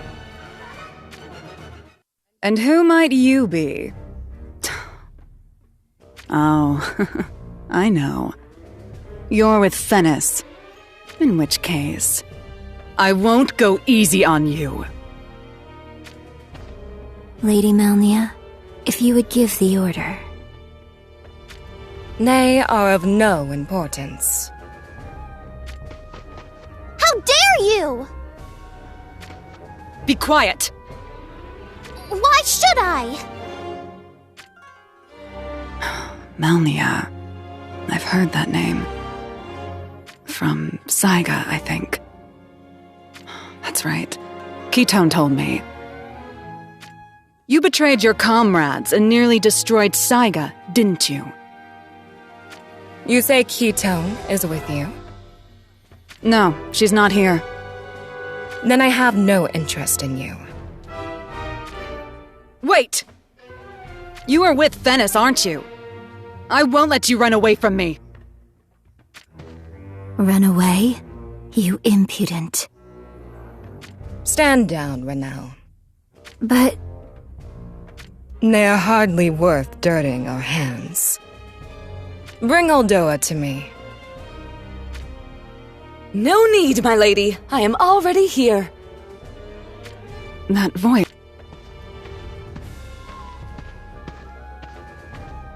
Bring Moraga. Such insolence! You must address him as King Moraga. Feed them to him. Perhaps then he will settle down. Feed?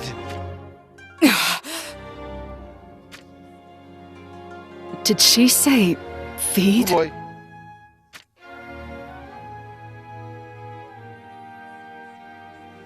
Oh, I cannot see the stars. Valide. I won't let anyone lay a single finger upon Ramada! Oh What my foolishness. Gosh. Get ready, guys. He's coming. He's coming. By the way, this is not earthquake. This is actually footsteps. Yeah, that's pretty big.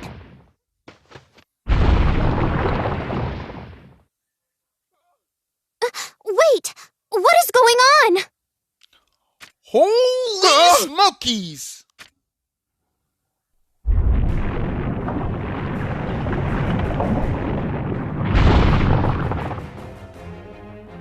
Holy smokies!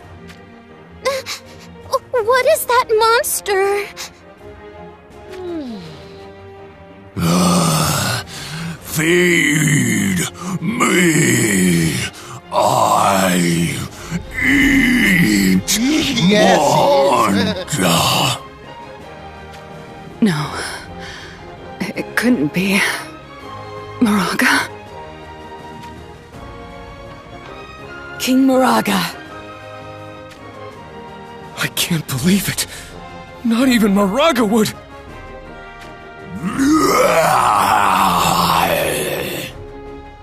How did he end up in this state?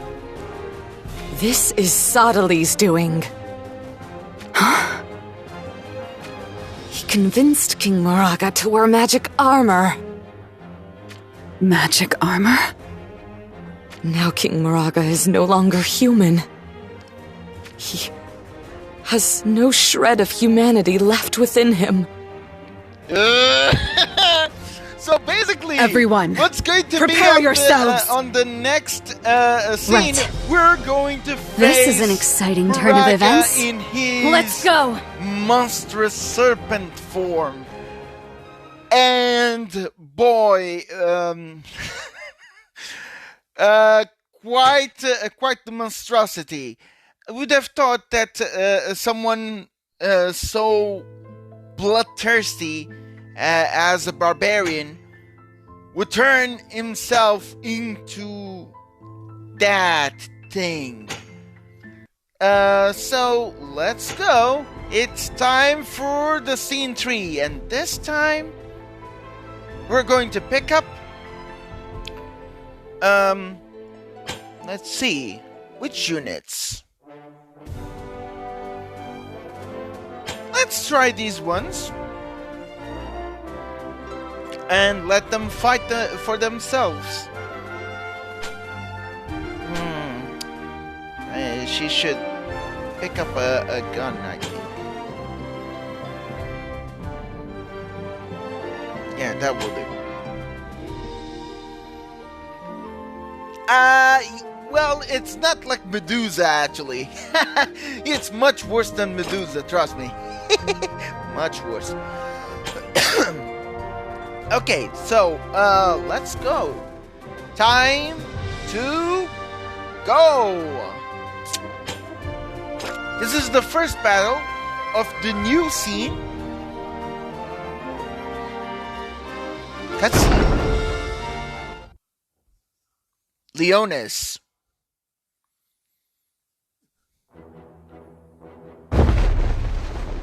Oh boy.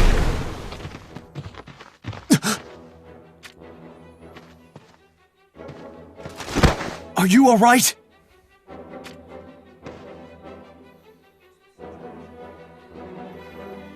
Lord Mont. What's the situation? Moraga. What of him? And quite the monster. Monster. A monster?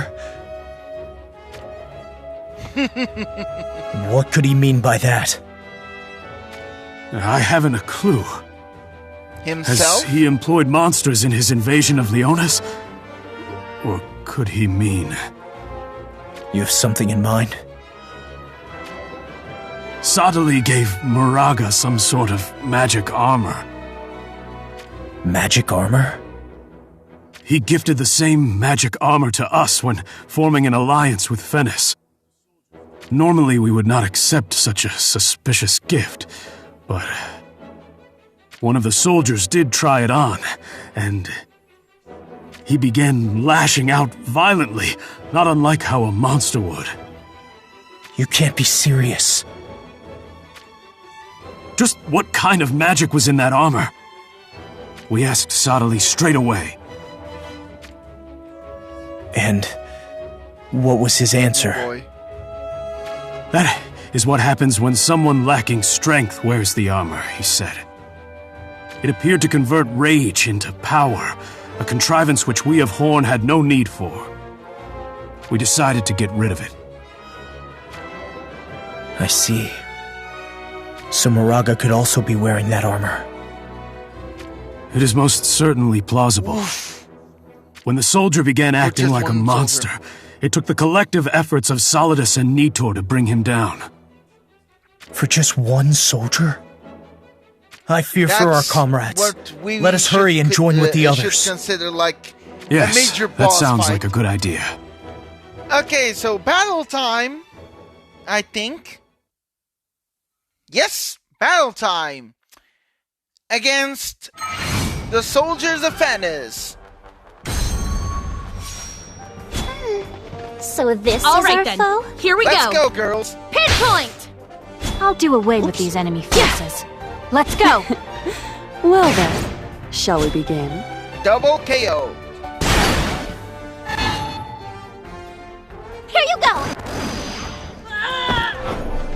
Have to move faster! How Oh unfortunate! no! Accept The your fate! Sanctum. Oh boy. Troops from the second. Okay. Let's go. Girl power. Double KO. Pinpoint! Ow! Ah! Double KO.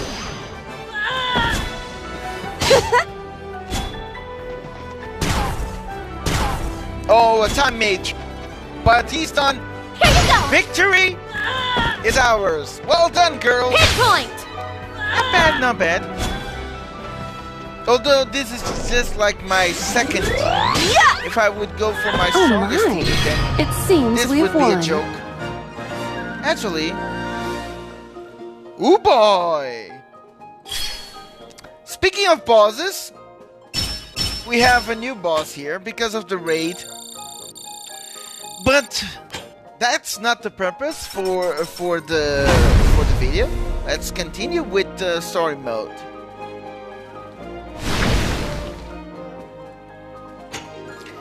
But honestly, a battalion is basically composed of 7 units. So, like 14.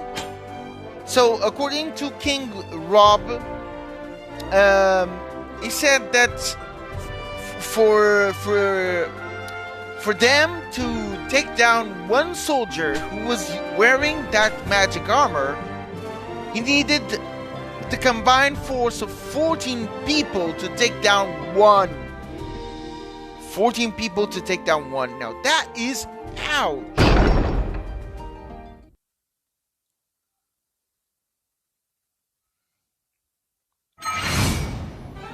By the way, this is my strongest team, so here we go. I'll kill anyone who One gets shot, in my way. one shot knockout. This battle Of shall be course. ours. Here I This go. is going to Attack be an different easy from you kill. Bringing good tidings is no easy I cannot task. let you leave here alive. Again against Fennis and the second. Double KO. Take this! Okay, boys, time to get serious. Let's go.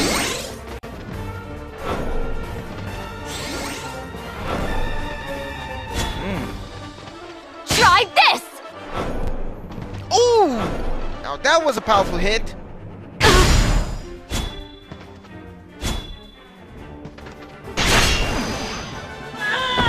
And another one by I the will finger. not lose! Let Thank me you. handle this.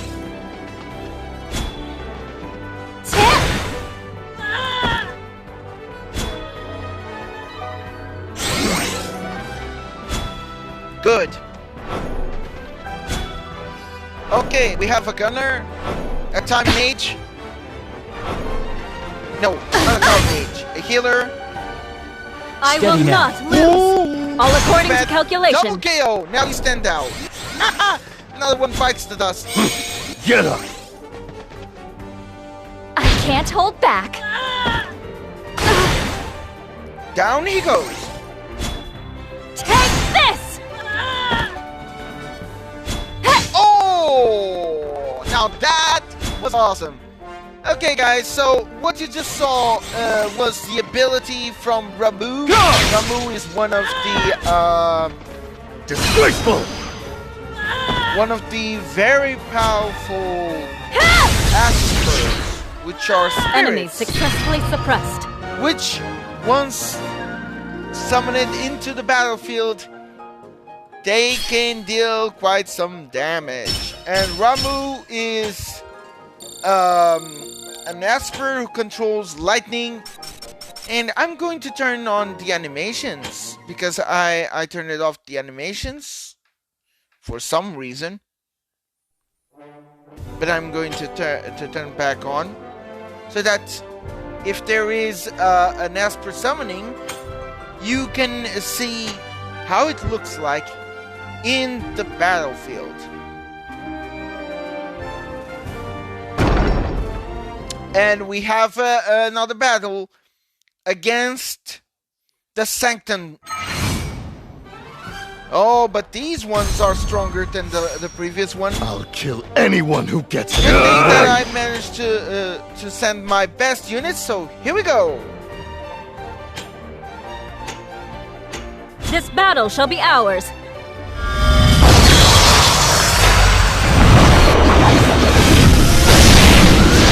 They're a tad different for me tonight. Bringing good tidings is no easy task. I cannot let you leave here alive. And he's down. He's down. Yeah! I shall end you. Another one bites the dust. Take this! Bad luck for you, boy. Tanks are stronger than gunners. And this... Are you alright? I am not necessary. Okay, we have a barbarian. We have 2 watchers. A spear. Ish! Nicely done, man.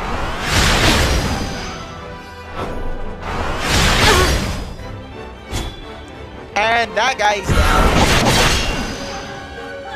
Oh boy.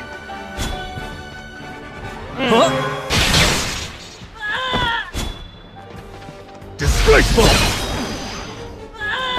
Oh, it's okay, Rex. Don't worry. You can review it once the do not give up yet. Stream is over. So no need to worry.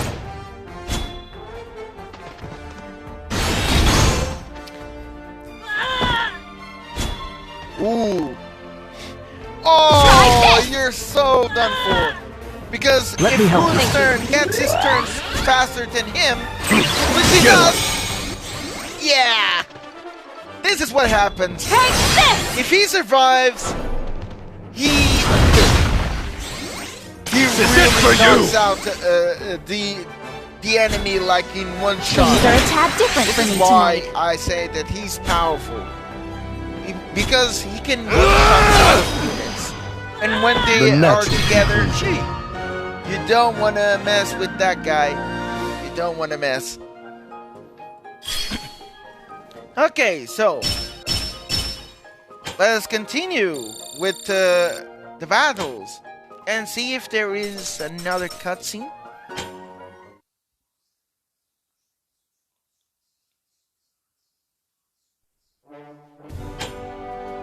No, no cutscene. So straight to the battlefield against the Sanctum troops.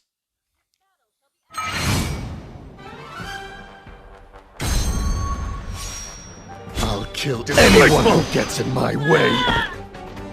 This battle shall be ours. Things are a tad different for me Bringing tonight. good tidings is no easy Did task. just that. Oh, I cannot let you by leave the way, here I alive. forgot to turn on the I shall end you. animations. Take this!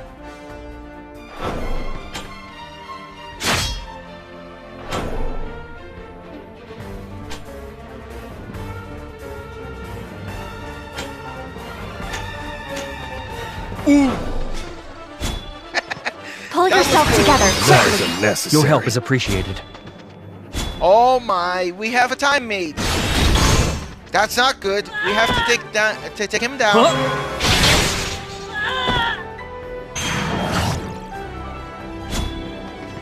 Let me.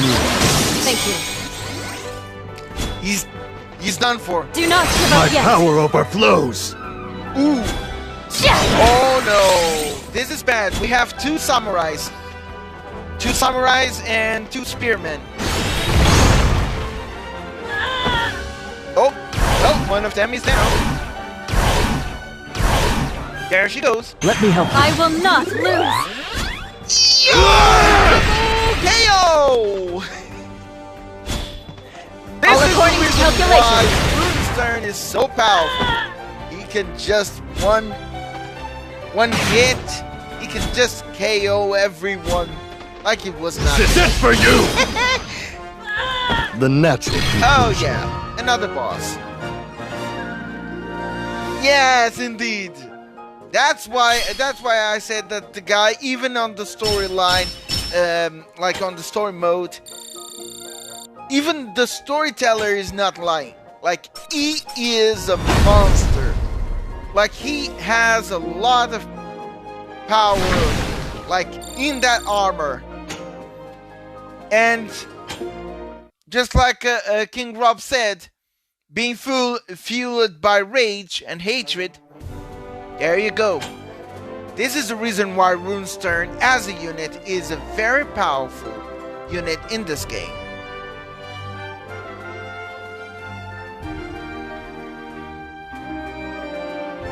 Oh, cutscene. Again with Leonis.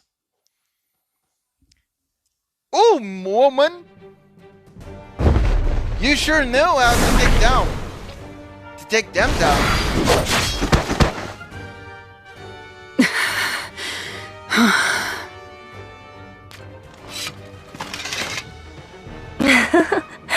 As one would expect of our commander. They're not the real threat. Moraga is. We should perhaps consider retreat as an option. Oh. You may be right. Hey, Aldoa.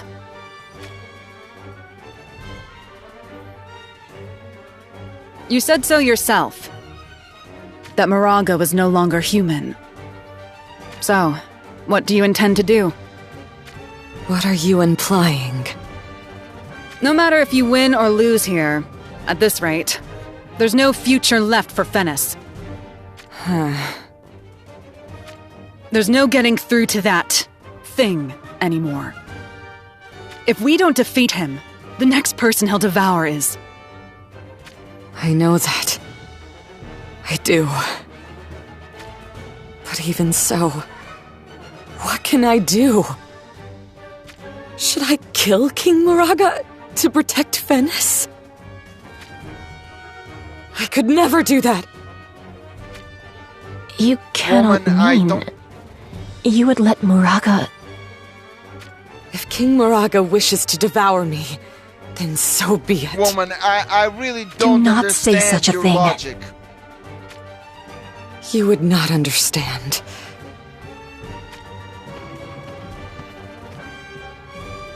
I will kill you woman, all. I don't know. Even if I must become King Moraga's very flesh and blood to do it. This woman just lost her mind.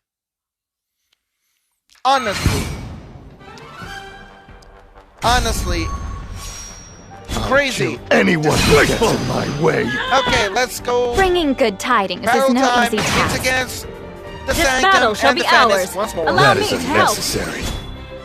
Down to go. I cannot let you leave here alive. I mean, becoming like flesh and blood beast, like Moraga right now. I mean, I think it's a bit too much. Okay, he's down. My power overflows. Only one unit is left. One enemy is left. And from the Try looks of it, this! it is a healer or a time mage. Prepare yourself! But nevertheless, he's down. Uh-oh. I will not lose. Okay, we have three more enemies.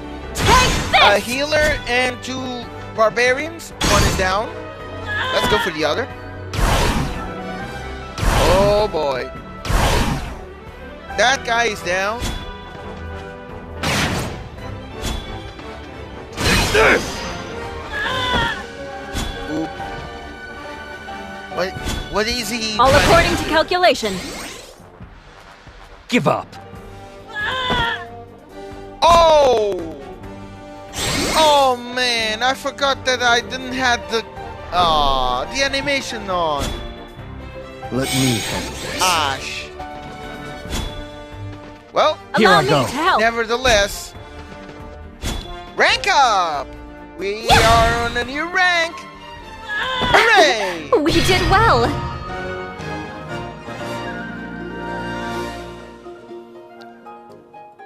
Okay, so let's go and see what's gonna happen next, because my gosh, The story is becoming interesting, but at the same time, like, crazy.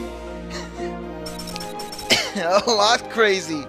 Because, honestly, I wasn't expecting...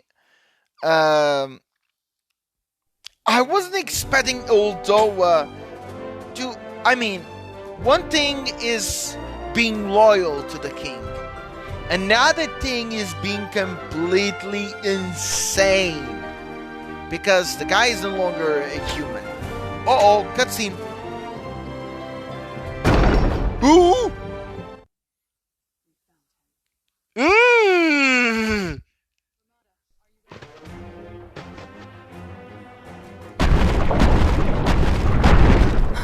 We found him.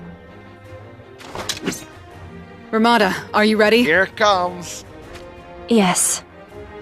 This brings back memories of when we first met. That's true.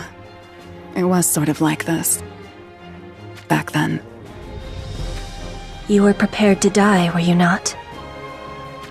Yes. I was. I couldn't understand what Lord Mont was thinking, and had just lost my brother, Volcane. I was in the depths of despair. But when I found out about the villagers who had lost their lives in war, and people living in poverty, it opened my eyes. The future Lord Mont envisioned may be utterly impossible, but if we could somehow make it a reality... Right. I was thinking about how precious their smiles were, and I wanted to hear them laugh more. For them, it wouldn't be so bad to try living again, to protect their dreams. Back then, you received a warning from the heavens. That death and destruction would follow you wherever you went. That is why I was always concerned for you. I'm sorry. I've put you through so much. If it weren't for me, you could have served Heindler as a strategist. Not to worry. Heindler is served well by my sister, Moore. And, according to her, there are signs of destruction in my future as well. Yep, let's get started! Sounds like we were made for each other. I can do not but agree. Please let it be the boss fight. Well come on. Let's get started, shall we? Right. Come on, tell me. Is it the boss fight already? Risking our lives for the sake of others does not sound so bad. No! No! Why? Why? Oh man, no, why? No! No! I'll kill anyone who gets that way. Probably that's for the This for the battle last, shall be ours. For the last fight. For the last fight of the season. Probably. That was a great bust. Indeed. Indeed. Bringing good tidings is no easy task. Oof. I cannot let you leave here alive. Here's a miracle we have for you. 2 broadswords. Give up. 2 mages. Oh my goodness. Now that was something I was thinking. Awesome. Uh-oh. He managed to escape. Oh no. Oh good. We don't need more enemies. Oh, I know your boy, angle. you shouldn't have done that. Yeah. You shouldn't have done that. If I were you, I shouldn't have done that.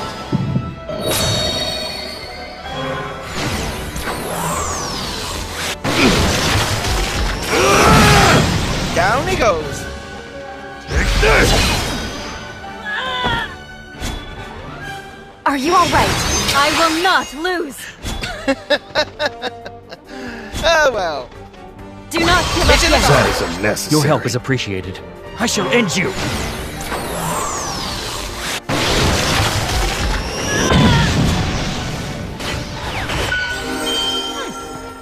Okay. Disgraceful. On to the next fight. The natural conclusion. how many battles we have. Okay, so we have like 3 more fights, and probably the last one is going to be against Moraga. So that is so going to be epic, man. Is it a cutscene? No, it's not. It's a straight fight. Okay, time for battle. Against, again, the Ffbe's troops, along with I'll kill with anyone who gets in my way. This battle shall be ours. Ooh.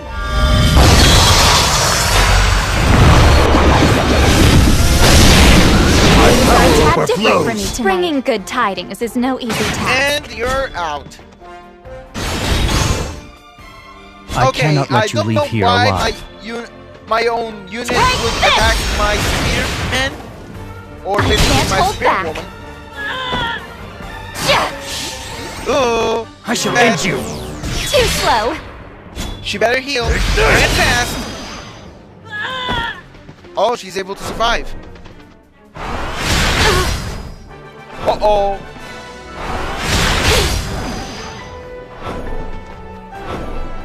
Oh. Okay. Good. Good.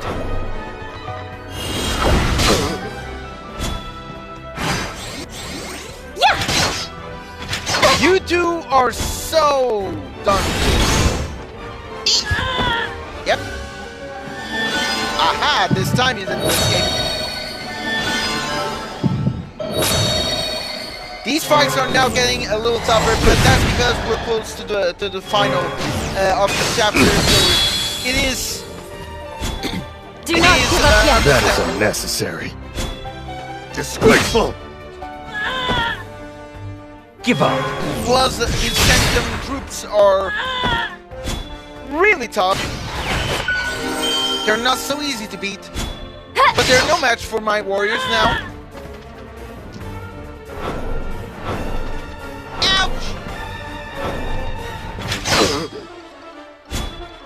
And I get that hit because she's going to hit. Yep. The one.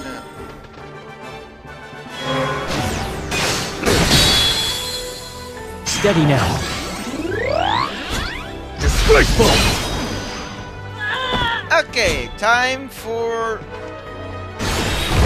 the next fight, or is there a cutscene? Oh no. There's a new boss. Okay, but I'm not. My power overflows. Not yet. And now! Cutscene. We did well.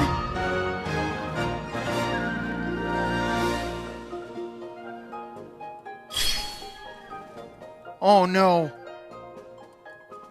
Oh no. Oh no, she died. Oh no, she's alive.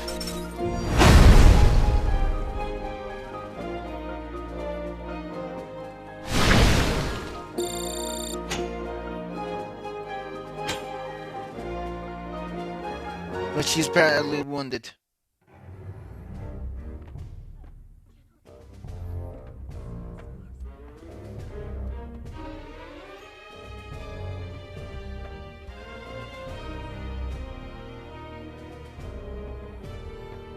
Lilith. Oh no, she's going to die.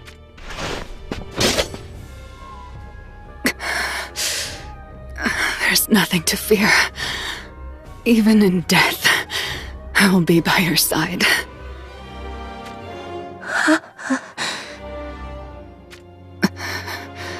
Ramada.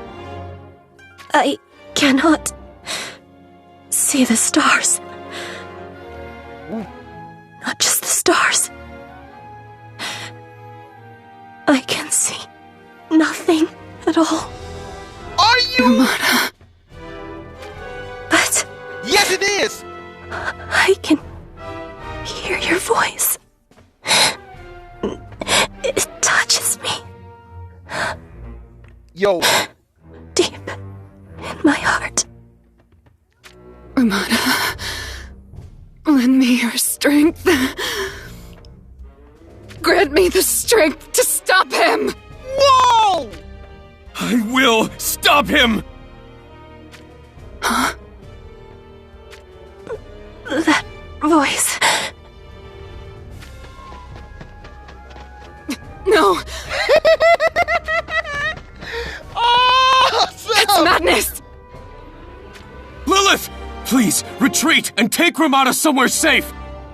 Oh no. But why? You don't get it, do you? He's in love with Ramada. Uh-oh. Lilith, quickly! Real bad!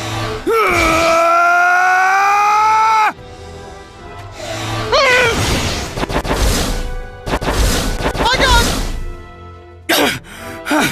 How was that? We've got Moraga cornered. Yes, he is. Now to finish him! Yes!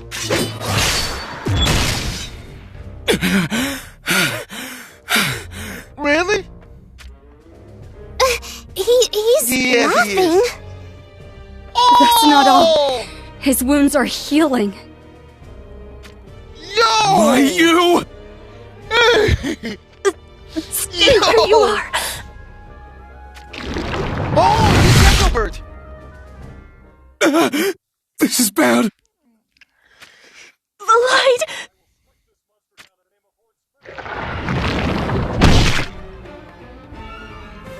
Huh? Oh my God. Valide! Poor Valade. It can't be. He suffered a terrifying fate. Dead. He's dead. Retreat! If you value your lives, Ramada retreat! is still alive, but I can't. Valade died. My feet. In a horrifying way. Is this really horrifying? Moraga? So yeah, I'm not so sure. Did I just go for mature? Because hey, this cutscene is a bit too strong for kids. So, this is it for me. A bit too strong. Yeah. Leave this to us! Honestly, Jesus, poor guy. Well, rest in peace, man. Engelbert. But ouch. I will strike this monster down in the name of Horde's 1st Division, Solidus! Ah, Rubius!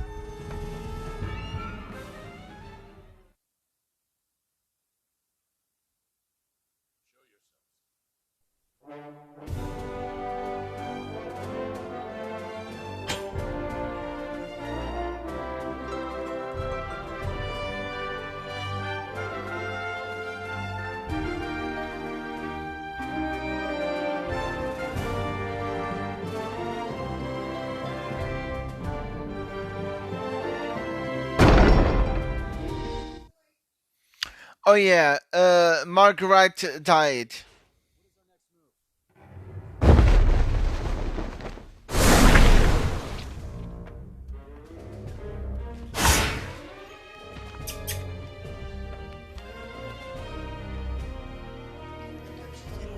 Show yourselves.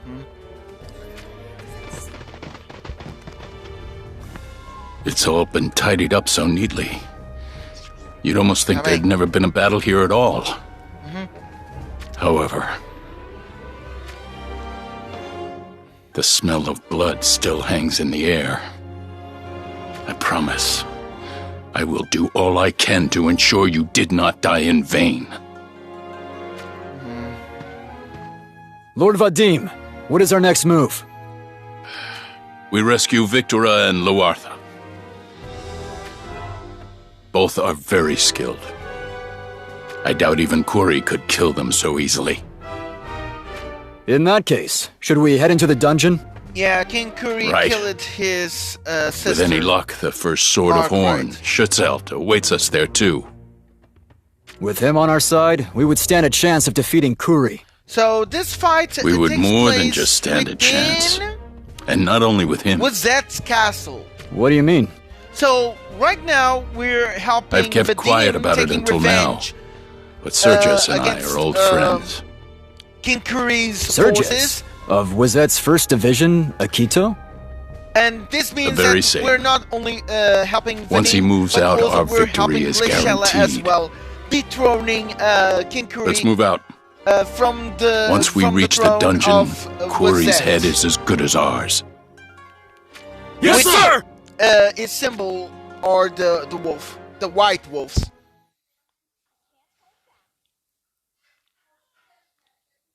Actually, I love those statues. Awesome. I'll kill anyone who gets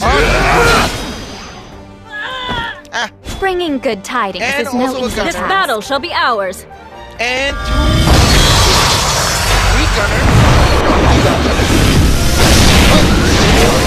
Your help is appreciated. I cannot let you leave here alive. don't mess with him. Don't mess with him. Give up. Now that was awesome. All according to calculation.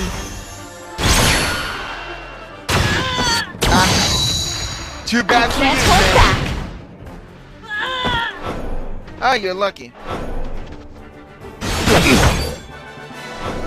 Oh, yeah. He's down.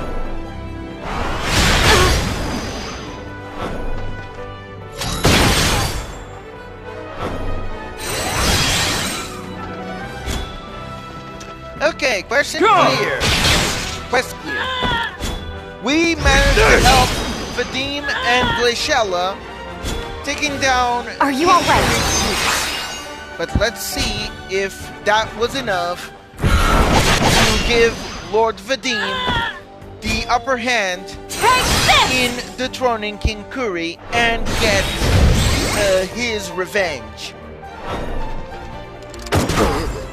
Imprisonment for you. So I'm guessing that this will definitely be the next part in that castle. I shall end you.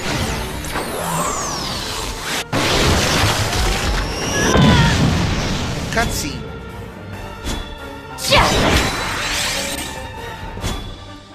Ah, there you are, Suzanne.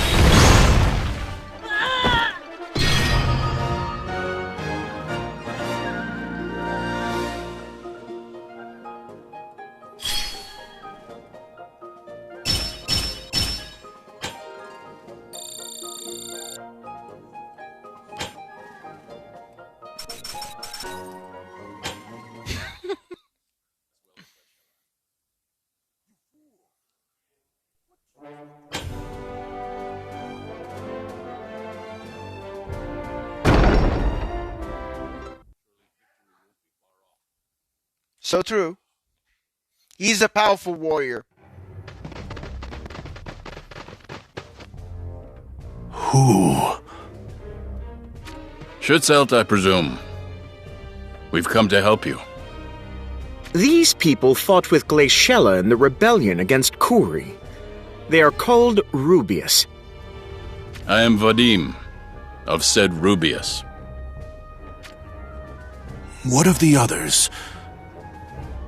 The cowards have run for Leonis, Mont, as well as Glaciella. Oh, no. You fool! What do you expect to accomplish only by yourselves?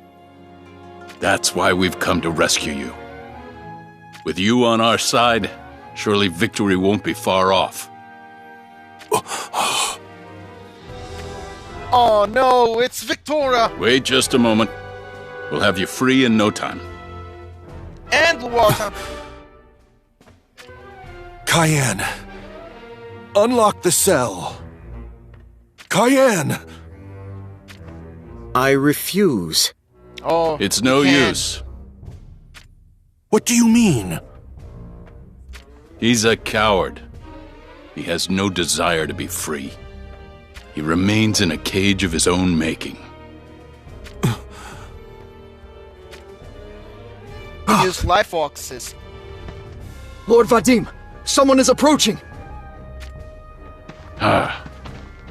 They're onto us already. Sorry. Looks like we'll have to handle this first. Dead. I wouldn't sound so confident. That force. Okay. We're battling against Victoria and Luarta's forces. It can't be. This is gonna be tough. This woman was because, only pretending well, to be if your Victoria's ally in from the the very battle, beginning. then, here we You go. can't be serious. Let's help a team. Well, one down. Oh dear. Is As long as Glaciella we don't not get with you? against those Sioux, Pity. then we're good as... It would have been much more convenient to deal As with it can both be. of you at the same time. I guess only Vadim was foolish enough to come here. I trusted you. You're strong. How foolish of you. The only thing trustworthy in this world is but not money. strong enough. Damn you! Uh-oh. Because of you, Margaritas! I'll never forgive you. Yes! I'll make you pay! Nicely done.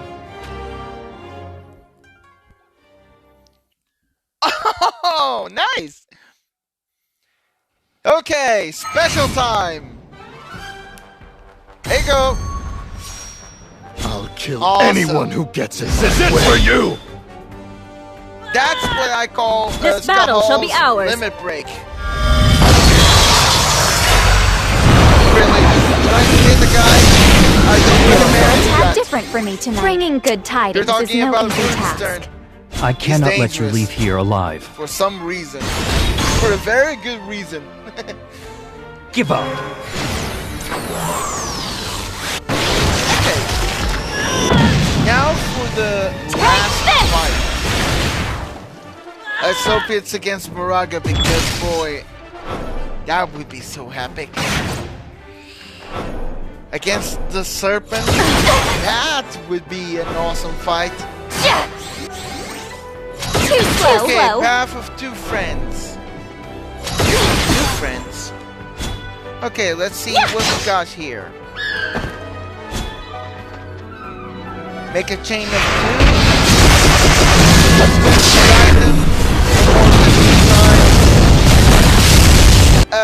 I won't be using items. Although for God, you can chain, hit I me. can basically go Disgraceful. for manual. So let's go. It's time for the final battle. I know your angle. Of this chapter. Enemies successfully suppressed.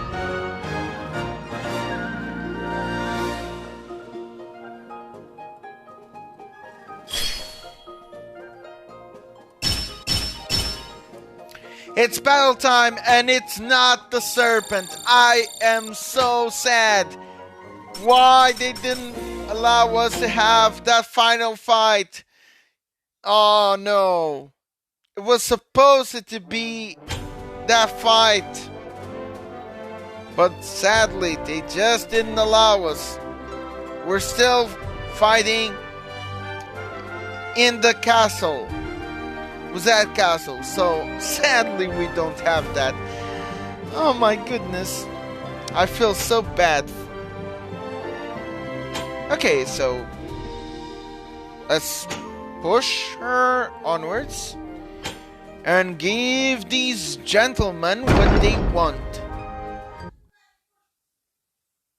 Ooh. Okay. In that case, I'm going for this one. I'll kill anyone who gets in my way.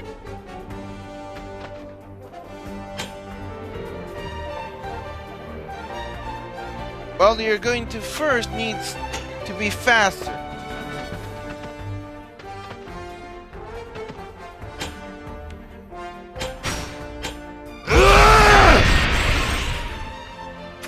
Bringing good tidings is no okay, easy that task. will do.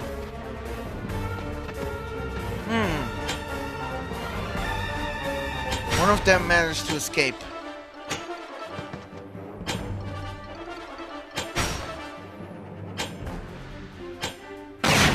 This battle shall be ours. You are a fool. You're going to pay for that.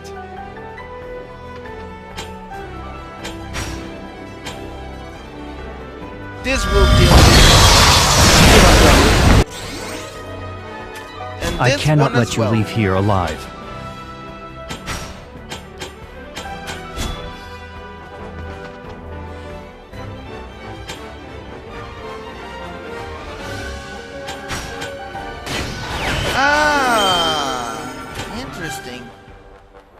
You survived. Here I go.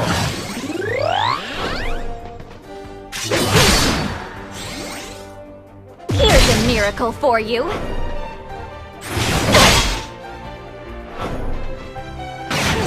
This will be easy.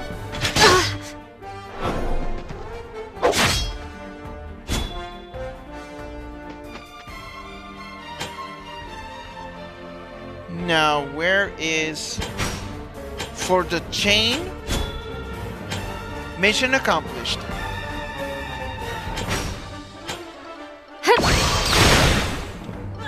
And now, I'm just going to let my troops do what they want. Give up. Finish them off. Go ahead.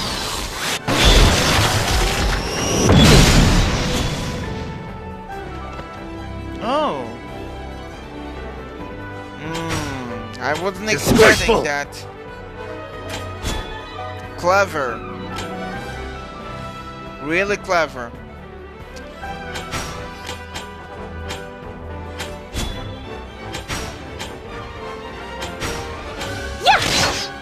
I wonder, how do you get that chest?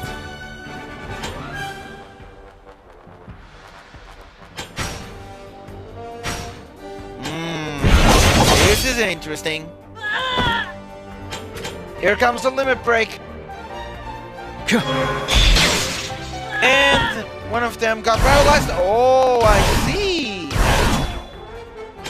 You destroy the walls. Take this! In order to receive those chests. Who would have thought? Let's cure our troops. Aha! Good. Together. Oh, aspirin time! Fenrir! Pull yourself together, quickly. Here it comes! Ouch! Amazing, I love it. Okay, that's Fenrir's well. The quest is clear.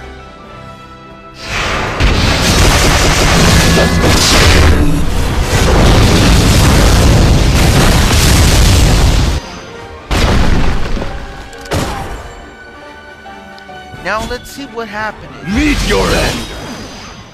At the final of this chapter. Things are a tad different for me tonight.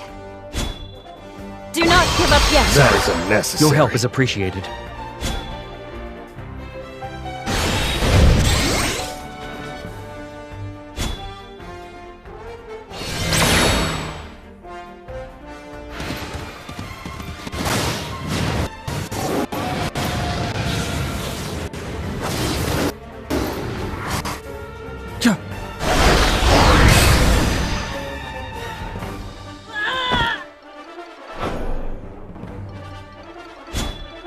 Disgraceful!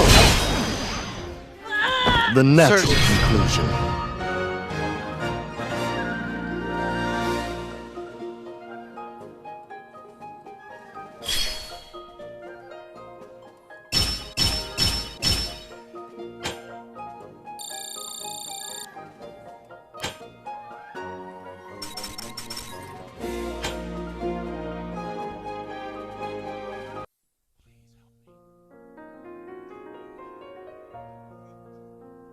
What's wrong?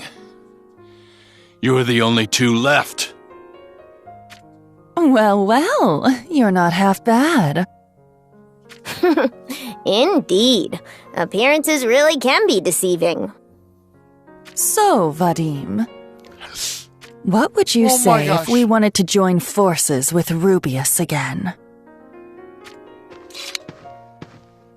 Don't even try it!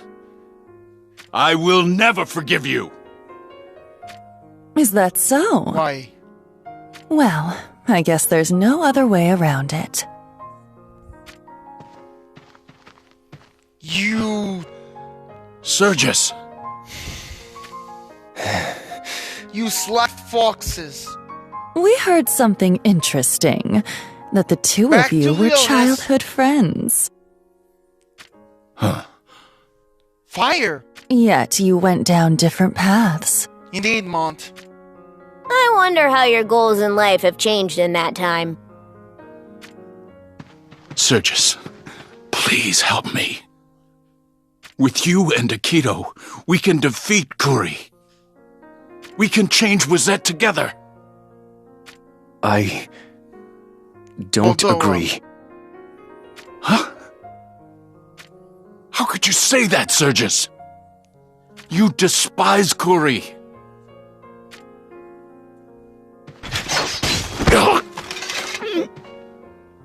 Oh no.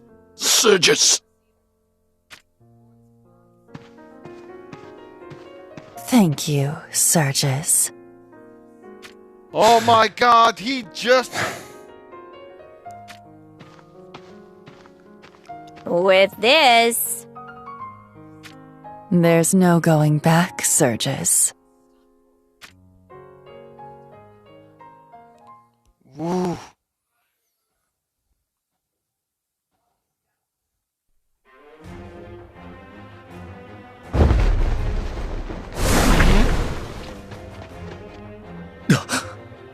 Oh boy.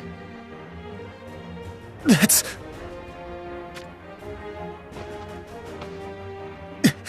Are you all right?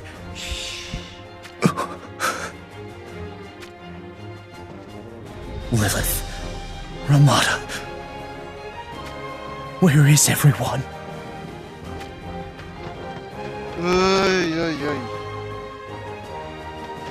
Okay, so what? This can't be. All of it. Lilith, Okay, Ramada, so even Engelbert, Odora. that's it, guys. Astonished, Chapter I 12. take it? Not just Fordham and Calum of Basically, Leonis tell either. us Horn's that proud Vadim solidus dies. have all been completely That's- taken out. Both battalions of Leonis died. Basically, Yes. a lot of King the Moraga characters did who all of managed this to on his survive own. until now, they're all dead. King Moraga is... And Engelbert died. Valet died, Unstoppable. as you guys saw. No one can defeat him now. A lot of characters died in the storybook. And boy, This is Stern what Moraga has become. is still in the castle. And we still have to deal with him. And we still have to deal impossible. with the serpent. On Nothing the next can stop chapter, King Moraga which now. probably is going to be... Not until the whole world has been I destroyed. don't know if it's going to be the last one, but again, Boomy, who is responsible for maintaining the story, on your carcass. The final battle keeps delaying. I thought that it was the I thought that this was going to be like the chapter where we confront that giant serpent and defeat him. But, well, according to the cutscenes, not even the full mighty of 3 battalions could stand against that monstrosity. So, yeah. What a story. What a story indeed. Okay, guys, I'm going for dinner right now, but I hope you guys enjoyed. And honestly, if you guys were under, like, you know, under the 18s or below 18s, then I strongly suggest you don't see that part of what happened to Valade, cause that caught me off guard. I wasn't expecting it. And boy, that was pretty dark. So what's going to happen is that the next chapter, the storyteller is going to tell us the resume, like it's going to resume, she's going to resume of what happened on the chapter 12. And now we know that a lot of characters died in just this chapter. And some of them were really good characters. There's a lot of death. A lot of death in this story mode. But oh well. I hope you guys enjoyed. And until we see each other again, peace, take care. And I'll let you guys know on the community section about some updates about not about the game, but it's about other stuff. So thank you so much for watching, and until we see each other again, peace.